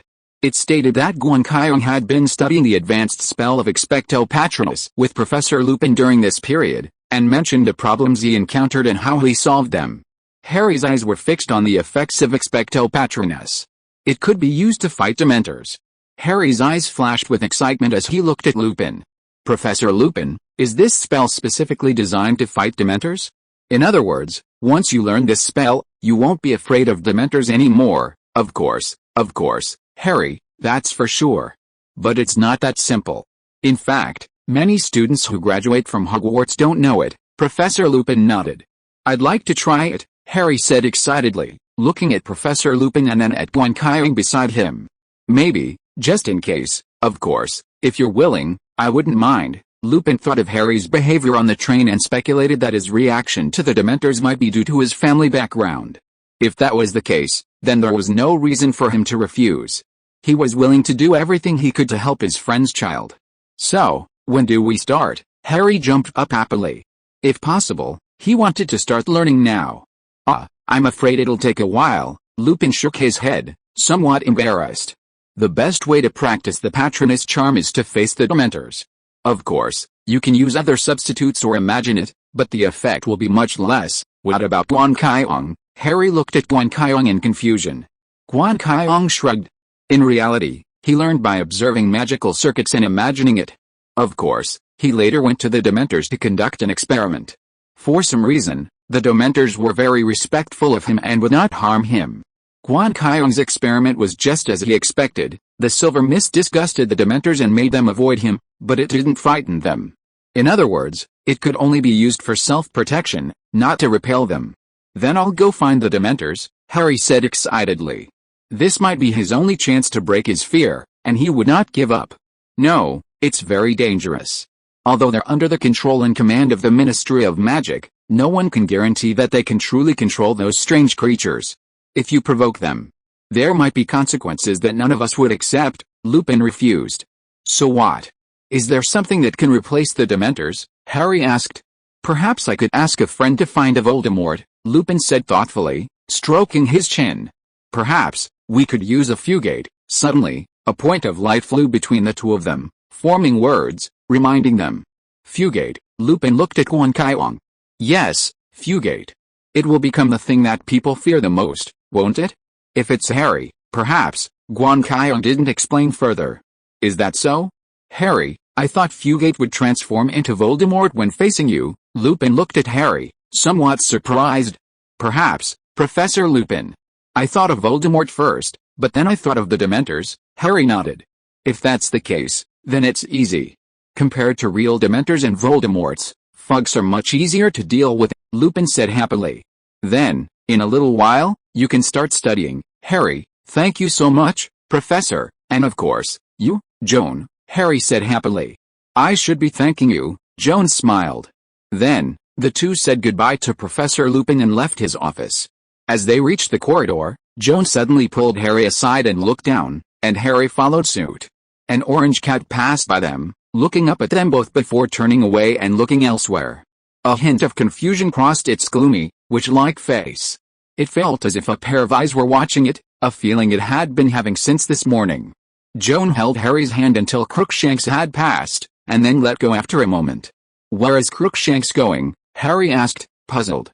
I don't know. Gwen shook her head, watching Crookshanks from behind. At least not yet. The two returned to the Gryffindor common room. Harry, finally overcome by the sadness of not being able to go to Hogsmeade, happily played wizard's chess with Gwen. Toward evening, Ron and Hermione returned from Hogsmeade. Gwen, why are you back so soon? You just said you were going to the bathroom, Ron asked, puzzled. But he didn't take it to heart, turning to Harry excitedly. Here, Harry, we got lots of sweets. Take as many as you can. Ron reached into his pocket and unloaded a shower of colorful sweets, along with some odd little toys. Hermione did the same, but only brought back 2 sets of school supplies for Harry. Gwen didn't bring anything. After all, Ron and Hermione had already bought plenty. But Harry was still grateful to him for spending the whole day with him. Add to that the upcoming banquet, and it would be a truly wonderful day, Harry thought. End of this chapter. Thank you so much for reading until the end. Don't forget to give it a like. Looking for more exclusive content and immediate access?